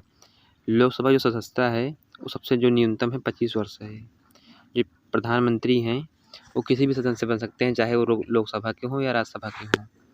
जो लोकसभा अध्यक्ष और उपाध्यक्ष के बारे में इसका जो है आर्टिकल जो 93 है इसमें दिया गया है कि लोकसभा अपने सदस्यों में से एक को चुनेगा अध्यक्ष, वहीं एक का चुनाव करेगा उपाध्यक्ष का। लोकसभा अपने जो जीते होते हैं प्रत्याशी उसी में से चुनाव करता है। लोकसभा अध्यक्ष जो है कार्यवाहियों का संचालन करता है। कोई विधेयक धन विधेयक है या नहीं है इसका निर्णय लोकसभा अध्यक्ष ही करता है। जो अनुच्छेद 108 है इसके तहत दोनों सदनों का संयुक्त अधिवेशन का प्रावधान है। किसी साधारण विधेयक पर संसद के दोनों सदनों के गतिरोध की स्थिति में संयुक्त अधिवेशन राष्ट्रपति बुलाता है। लोकसभा जो अध्यक्ष हैं दोनों सदनों में संयुक्त अधिवेशन की अध्यक्षता करते हैं। ये प्रथम जो लोकसभा अध्यक्ष थे वो थे जीबी मावलंकर, एग्जाम में बहुत बार पूछा गया है। वहीं जो उपाध्यक्ष थे एम अनंत शयन अयंगर थे। जो पहली लोकसभा अध्यक्ष थी वो मीरा कुमार थी, महिला लोकसभा अध्यक्ष। जो नवगठित लोकसभा के सबसे वरिष्ठतम सदस्य को राष्ट्रपति नई लोकसभा की बैठक की अध्यक्षता करने के लिए नए सदस्यों को शपथ दिलाने, अध्यक्ष पद के निर्वाचन का संचालन करने के लिए अस्थायी तौर पर नियुक्त करता है, जिसे हम प्रोटेम स्पीकर कहते हैं। नोट है, क्षेत्रफल की दृष्टि से सबसे बड़ा जो लोकसभा क्षेत्र है वो लद्दाख है। वहीं जो सबसे छोटा है यह है चांदनी चौक। जो संसद की वित्तीय समितियां होती हैं उनके बारे में देखते हैं, क्योंकि एग्जाम में बहुत बार पूछा गया है कि जो सबसे बड़ी समिति होती है कौन है, सबसे छोटी समिति कौन सी है, ये कई बार एग्जाम में आया है। जो लोक लेखा समिति है इसमें जो कुल सदस्य हैं वो 22 होते हैं, 15 होते हैं लोकसभा से और 7 होते हैं राज्यसभा से। इस समिति जो अध्यक्ष होता है लोकसभा अध्यक्ष द्वारा ही नियुक्त किया जाता है। वहीं जो प्राक्कलन समिति है इसकी जो कुल संख्या ये 30 होती है। इसमें 30 के 30 जो होते हैं ये लोकसभा से चुने जाते हैं। वहीं जो होती है सार्वजनिक उपक्रम समिति जो होती है, इसमें होते हैं कुल 22 सदस्य। इसमें से 15 लोकसभा और 7 सदस्य राज्यसभा से होते हैं। कोई भी मंत्री इस समिति का सदस्य नहीं हो सकता है। जो महत्वपूर्ण शब्दावली है, जिसे जो शून्य काल होता है, एक कब से बना हुआ है। जो शून्य काल है, सदन के दोनों सदनों के प्रश्नकाल के बाद 1 बजे से 12 बजे से 1 बजे के बीच ये समय जो होता है शून्यकाल का माना जाता है। वहीं जो है विनियोग विधेयक, इसके द्वारा भारत की संचित निधि से धन निकाला जा सकता है। इसमें संचित निधि पर भारत व्यय हेतु अनुदान की मांग शामिल होती है। वहीं जो वित्त विधेयक है, ऐसे विधेयक जो राजस्व तथा व्यय से संबंधित होते हैं वो वित्त विधेयक कहलाते हैं। जो धन विधेयक है, इससे संबंधित जो अनुच्छेद है 110(1) में है, उपखंड का में उल्लेखित है कि विधेयक धन विधेयक कौन से विधेयक धन विधेयक कहलाते हैं। इसे केवल लोकसभा में ही पेश कर सकते हैं जो धन विधेयक है, राष्ट्रपति की पूर्व अनुमति से। उच्चतम न्यायालय देखते हैं अब हम। अगर अभी तक आपने वीडियो को लाइक नहीं किया है तो वीडियो को लाइक कर दें और चैनल को सब्सक्राइब कर लें, अपने दोस्तों में शेयर कर दें, ताकि जिसको एग्ज़ाम देना हो उन सभी के लिए काफ़ी फ़ायदेमंद होगा, क्योंकि यहाँ पे हम पूरी पॉलिटी कंप्लीट करेंगे। उसके बाद है उच्चतम न्यायालय। भारतीय संविधान के भाग 5 में इसका ब्यौरा दिया गया है 124 से 147 तक। उच्चतम न्यायालय का गठन, स्वतंत्रता, न्याय क्षेत्र, शक्तियाँ आदि का उल्लेख इसी में है। भारत में एकीकृत न्याय व्यवस्था की स्थापना है। जो उसका गठन हुआ है, अनुच्छेद 124 के तहत उच्चतम न्यायालय की स्थापना एवं गठन का प्रावधान है। जो उच्चतम न्यायालय है, इसके जो न्यायाधीश की संख्या है, ये इसका जो होता है, ये होता है न्यायाधीश संख्या जो है संशोधन अधिनियम 2019 के द्वारा, और जो अन्य न्यायाधीश की संख्या है वो 30 से बढ़ाकर इस समय वर्तमान में 33 कर दी गई है। इसी के लिए अभी हाल ही में 2019 में आया था NJAC एक्ट, जिसमें जो होते हैं, जिसे जो कॉलेजियम सिस्टम होता है उसके बारे में आया था। उसके बाद है आगे उच्चतम जो न्यायालय है, इसके जो न्यायाधीशों की नियुक्ति है वो राष्ट्रपति करता है। जो उसकी पदावधि होती है, जो न्यायाधीश होते हैं, उच्चतम न्यायालय के न्यायाधीश बनने के लिए न्यूनतम आयु निर्धारित नहीं है। हालांकि अवकाश ग्रहण करने के लिए 65 वर्ष होना चाहिए। इसके जो इसकी योग्यता होती है, इसमें होता है ना कि किसी भी हाई कोर्ट में कम से कम 10 वर्ष तक वकालत किया हो, या किसी भी हाई कोर्ट में कम से कम 5 वर्ष तक जज रहा हो, या जो है राष्ट्रपति के नज़र में वो विधिवेत्ता होना चाहिए। जो इससे पद मुक्ति होती है, उच्चतम न्यायालय के न्यायाधीशों को साबित कदाचार या असमर्थता के आधार पर संसद के दोनों सदनों में कुल संख्या के बहुमत द्वारा उपस्थित और मत देने वाले सदस्यों के कम से कम 2/3 बहुमत से इसे पारित किया जाता है, तो इसको राष्ट्रपति हटाता है। फिर इतनी लंबी इसकी प्रक्रिया है। उसके बाद है जो उच्चतम न्यायालय है उसकी शक्तियाँ एवं अधिकारिता। जो इसकी प्रारंभिक अधिकारिता है, भारत सरकार तथा एक या एक से अधिक राज्यों के मध्य उत्पन्न कोई विवाद हो उसको भी सुलझाता है। भारत सरकार कोई एक राज्य या अनेक राज्यों तथा एक या एक से अधिक राज्यों के मध्य कोई विवाद हो उसको भी सुलझाता है। ये जो इसकी प्राथमिक अधिकारिता है उसके बारे में ये। वहीं 2 या 2 से अधिक कोई राज्य अगर आपस में विवाद है जहाँ वैधानिक अधिकारों का प्रश्न शामिल हो तो उसको भी सुलझाता है। वहीं उसका अपीलीय क्षेत्र अधिकार है वो है उच्चतम न्यायालय देश का सबसे बड़ा अपीलीय न्यायालय है।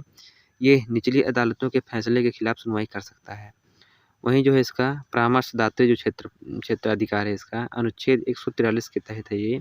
राष्ट्रपति को यह अधिकार है कि वो सार्वजनिक महत्व के विषयों पर उच्चतम न्यायालय से सलाह ले सकता है। वहीं जो इसका होता है पुनर्विचार संबंधी जो क्षेत्राधिकार है, अनुच्छेद 137 के माध्यम से है ये। इस तहत उच्चतम न्यायालय को यह अधिकार प्राप्त है कि वो स्वयं के निर्णयों पर पुनर्विचार कर सकेगा। वहीं जो इसका अभिलेख न्यायालय होता है, ये अभिलेख न्यायालय क्यों है, क्योंकि इसका जो फैसला होता है वो लिखित रूप से रखा जाता है।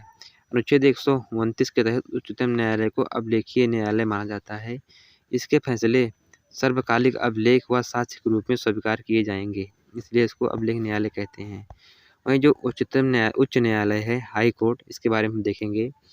ये भारत के जो संविधान है उसके भाग 6 में है, अनुच्छेद 214 से 331 तक। इसमें है उच्च न्यायालय के गठन, क्षेत्राधिकार एवं शक्ति के बारे में। जो वर्तमान समय में हमारे न्यायालय हैं उन्हें देख लेते हैं एक नज़र में हम। जो इलाहाबाद का है 1866 में उत्तर प्रदेश में है, जो उसकी खंडपीठ है वो प्रयागराज में है, और जो उसकी जो अपर खंडपीठ है वो लखनऊ में है। आंध्र प्रदेश है 1 जनवरी 2019 को इसकी स्थापना हुई थी। आंध्र प्रदेश इसका जो आधिकारिक क्षेत्र है वो है। जो इसकी मुख्य पीठ है वो है अमरावती में। बॉम्बे है 1862 में इसकी स्थापना हुई थी। ये महाराष्ट्र, गोवा, दादरा नगर हवेली, दमन और दीव जो इसकी खंडपीठ है, जो मुख्य पीठ है वो बॉम्बे में। जो इसकी खंडपीठ है ये नागपुर में भी है, पणजी में है और औरंगाबाद। इसके जो खंडपीठ है वो 4 जगह है। और जो अगला न्यायालय है यह है कलकत्ता, जो कि 1862 में है, बना था। पश्चिम बंगाल, अंडमान एवं निकोबार को देखता है। जो उसका मुख्य है वो है कोलकाता में। जो उसका सर्किट बेंच है वो पोर्ट ब्लेयर में बना हुआ है। वहीं छत्तीसगढ़ है जिसकी स्थापना 2000 में हुई थी। जो छत्तीसगढ़ और उसकी जो मुख्य पीठ है वो बिलासपुर में है। वहीं दिल्ली है 1966 में इसकी स्थापना हुई थी। जो उसका मुख्य बेंच है ये दिल्ली में ही है। गुवाहाटी है 1948 में इसका निर्माण हुआ था, जो कि असम, नागालैंड, मिजोरम और त्रिपुरा ये 5 जगह को देखता है। इसकी जो मुख्य पीठ है गुवाहाटी में ही है। जो इसकी खंडपीठ है वो कोहिमा, आइजोल, ईटानगर यहाँ पे स्थित है। वहीं जो 8वां नंबर पे है गुजरात है।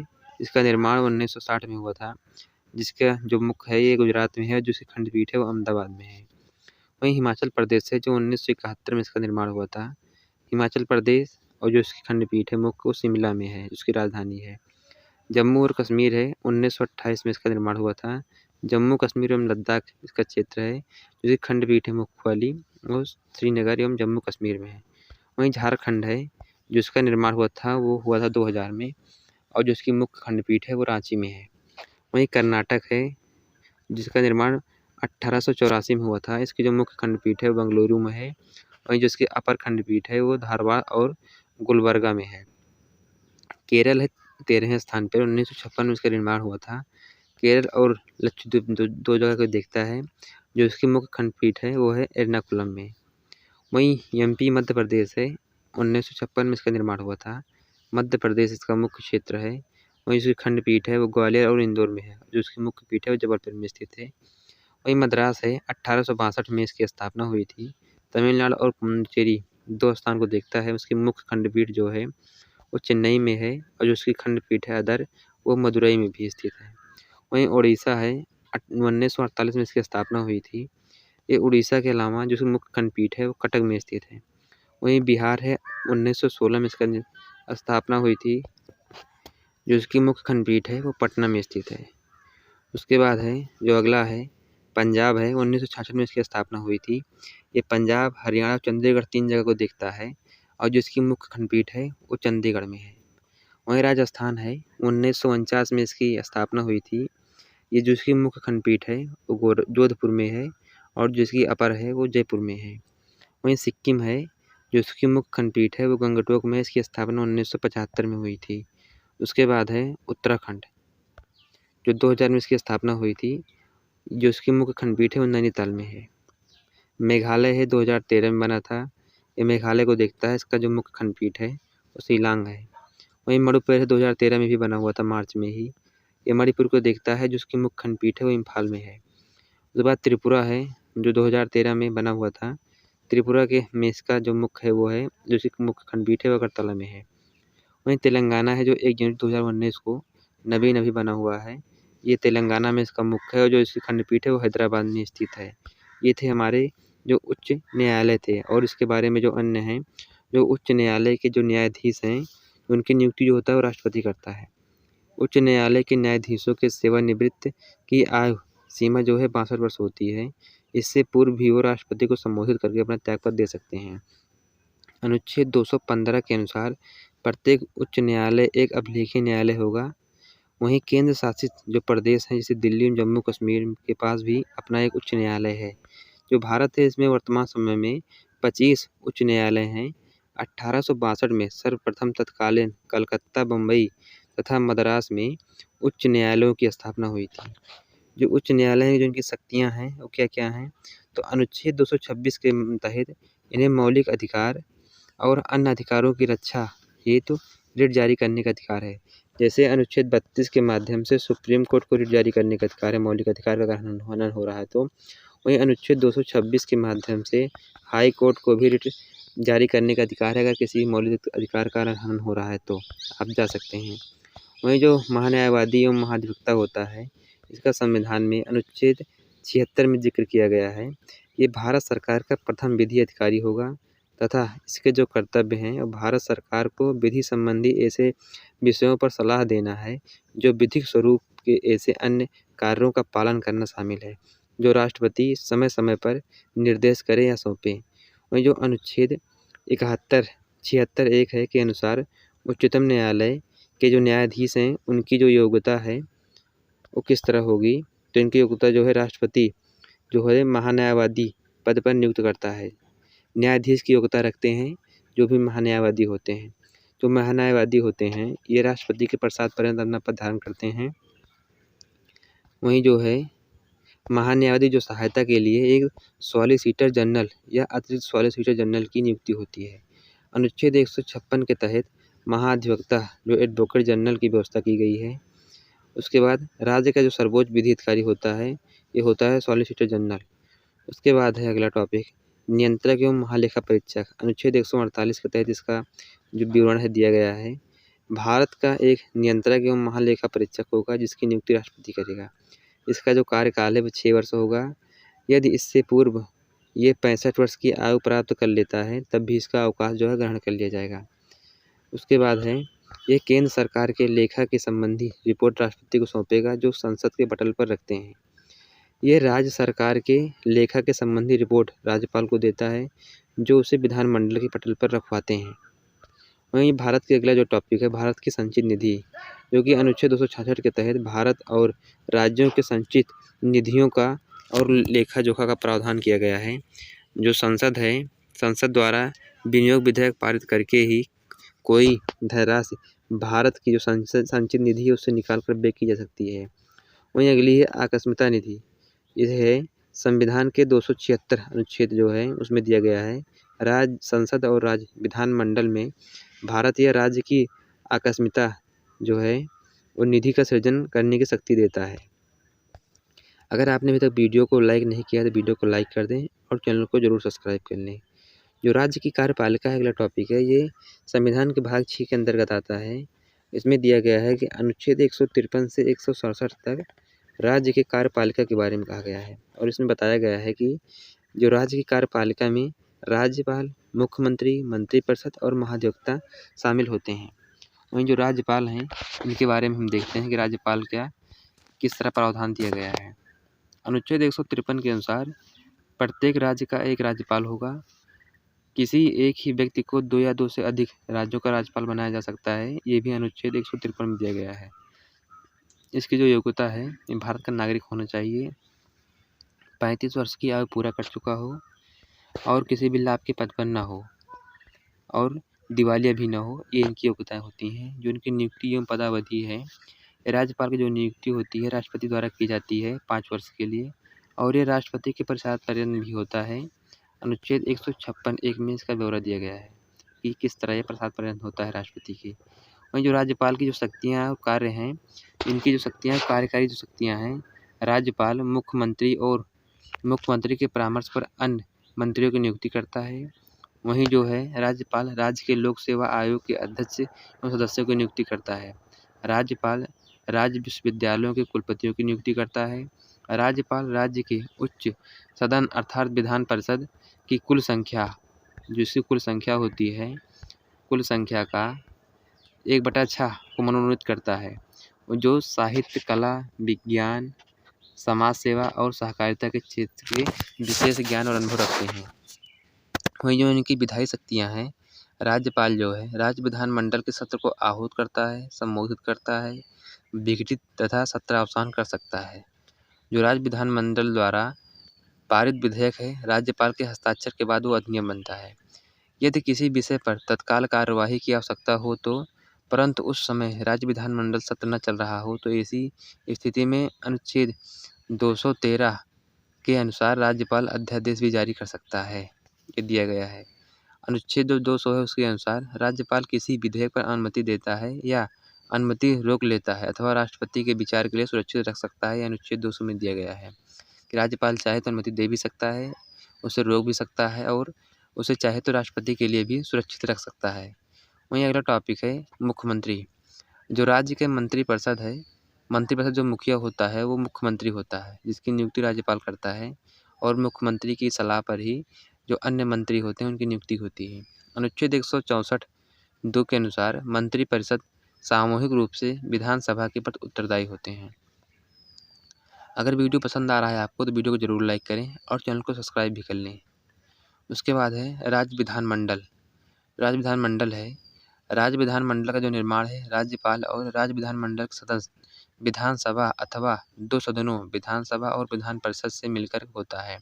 वर्तमान समय में 6 यानी 31 अक्टूबर 2019 से प्रभावी जो है उसमें 6 जगह ही है जहाँ पे कि विधान परिषद है। जैसे कि आंध्र प्रदेश में है 58 सीट है, वहीं यूपी में 100 सीटें हैं, कर्नाटक में 75 है, तेलंगाना में 40 है, बिहार में 75 है, महाराष्ट्र में 78 है और जैसे पश्चिम बंगाल में भी विधान परिषद बनाने की बात चल रही है, अभी संसद में है, अभी उसे पारित नहीं हुआ है।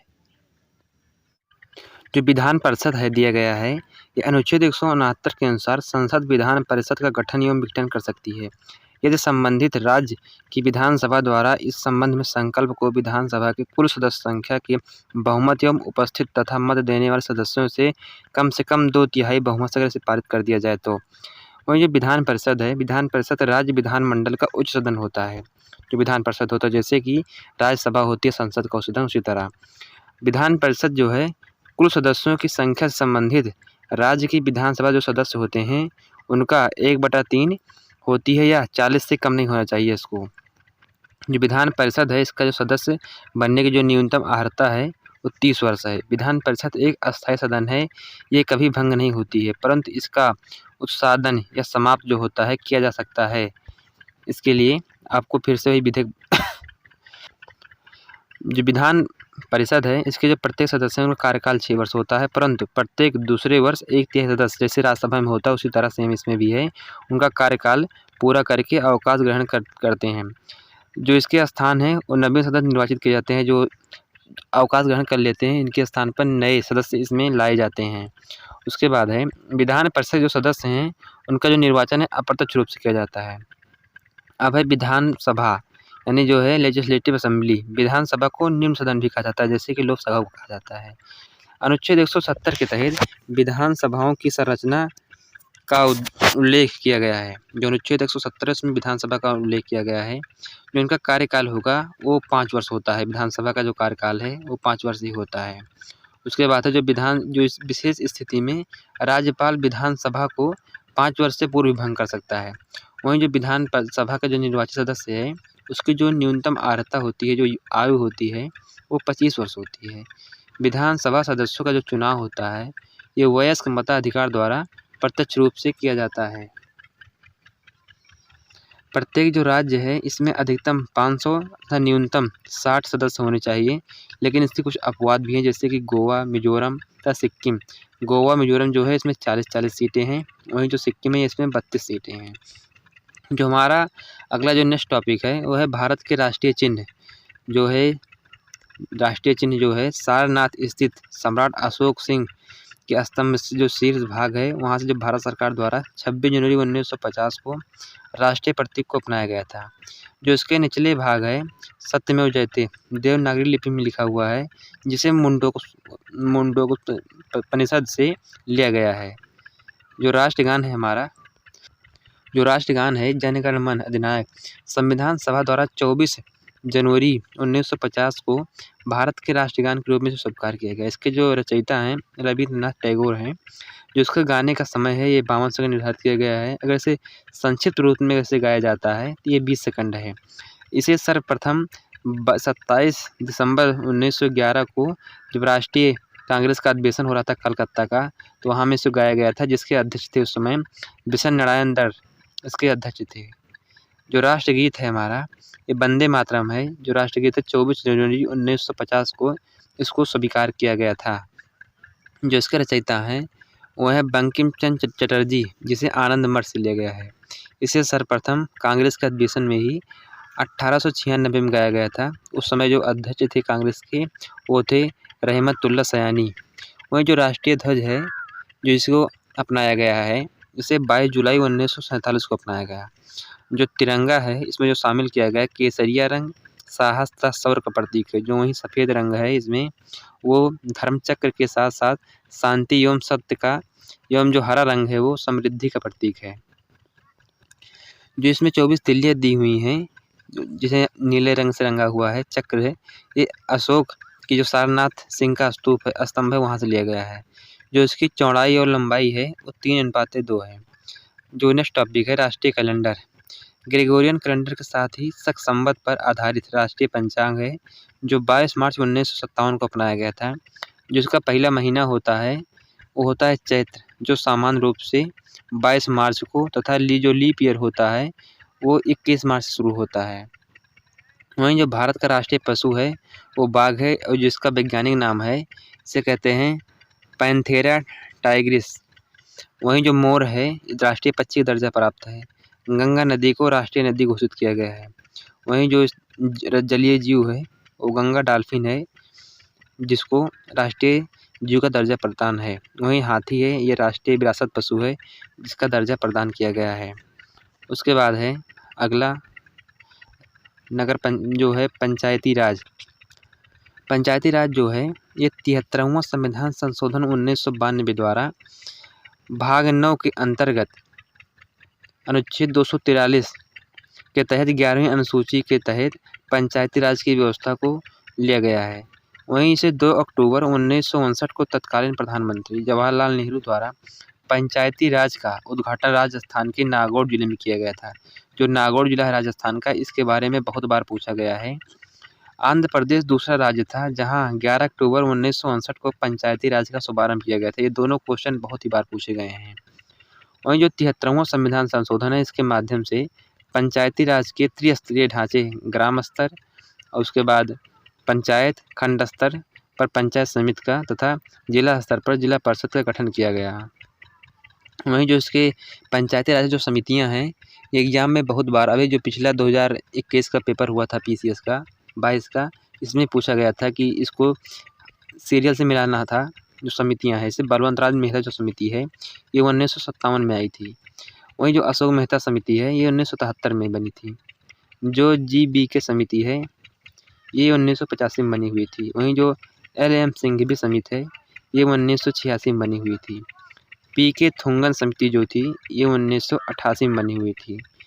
महिलाओं के लिए प्रत्येक स्तर पर 1/3 आरक्षण की व्यवस्था की गई है। पंचायतों का जो कार्यकाल है वो 5 वर्ष निर्धारित किया गया है। समय पूर्व भी पंचायत को भंग किया जा सकता है। निर्वाचन 6 माह के अंदर करवाना अनिवार्य हो, जब पंचायत भंग हो जाएगी उसके 6 माह के अंदर ही निर्वाचन करवाना अनिवार्य होता है। जो 11वीं अनुसूची है उसमें वर्णित कुल 29 विषयों पर पंचायतों को कानून बनाने की शक्ति प्रदान है।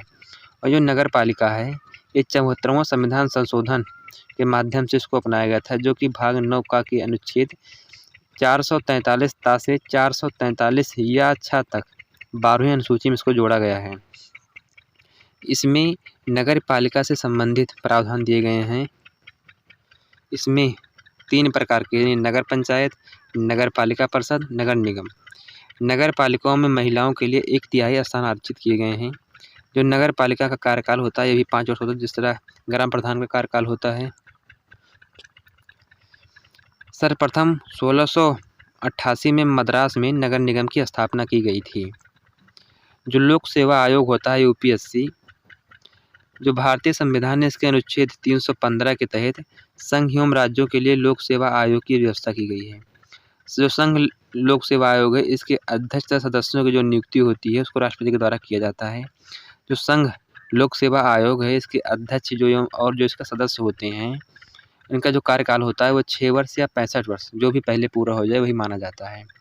जो निर्वाचन आयोग है हमारा, ये भाग 15 में दिया गया है, अनुच्छेद 324 से 329 तक निर्वाचन से संबंधित जो प्रावधान है इसमें दिए गए हैं।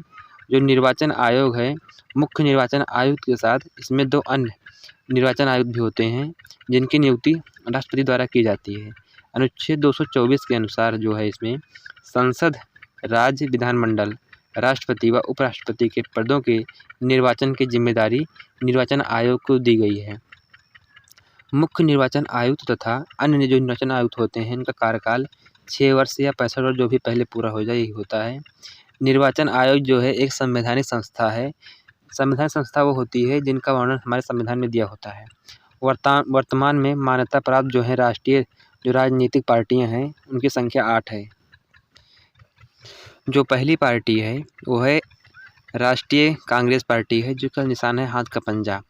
वहीं जो दूसरी पार्टी है बीजेपी, यह है कमल का फूल। अगर वीडियो पसंद आ रहा है आपको तो वीडियो को ज़रूर लाइक करें और चैनल को सब्सक्राइब करें, अपने दोस्तों में शेयर करें क्योंकि ये पॉलिटी का कंप्लीट मैराथन है।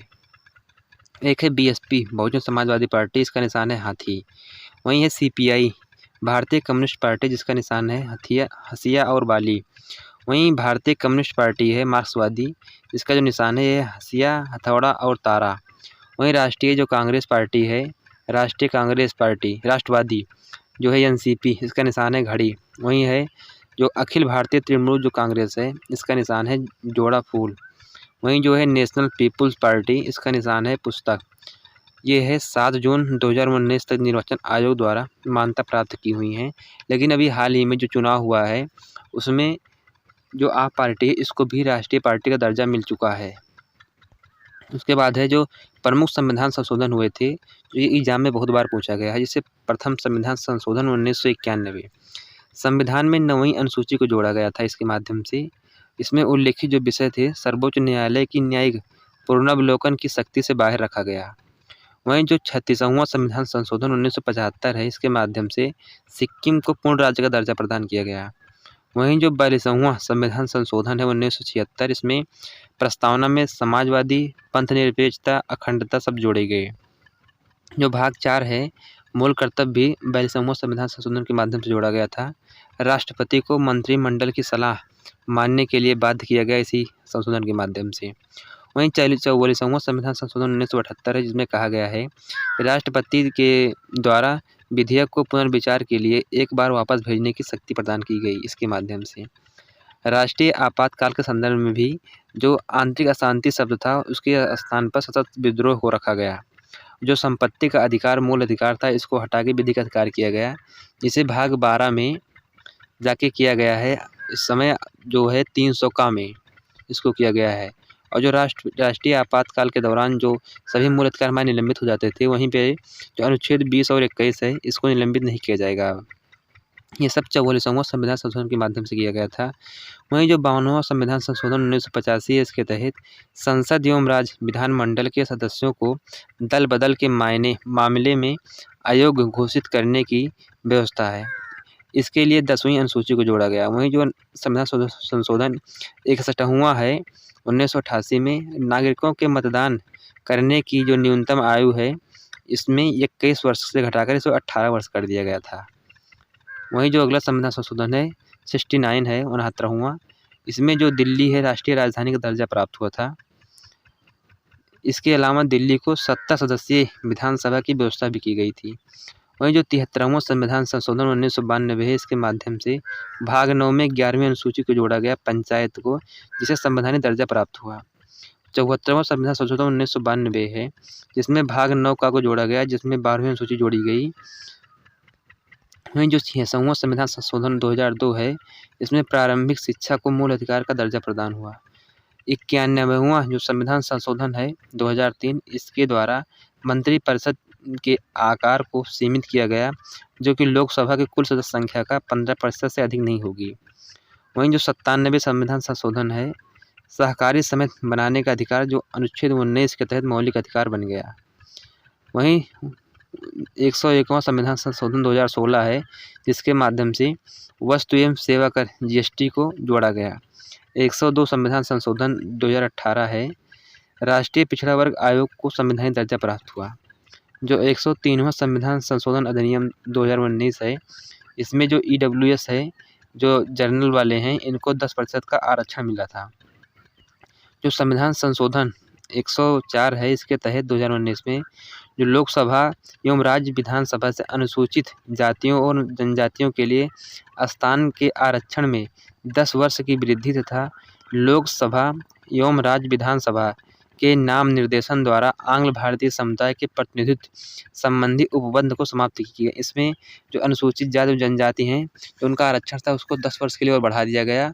और उसके बाद जो आंग्ल भारतीय थे, जो इन्हें 2 सीट मिलती थी संसद में, उसको भी हटा दिया गया इसके माध्यम से।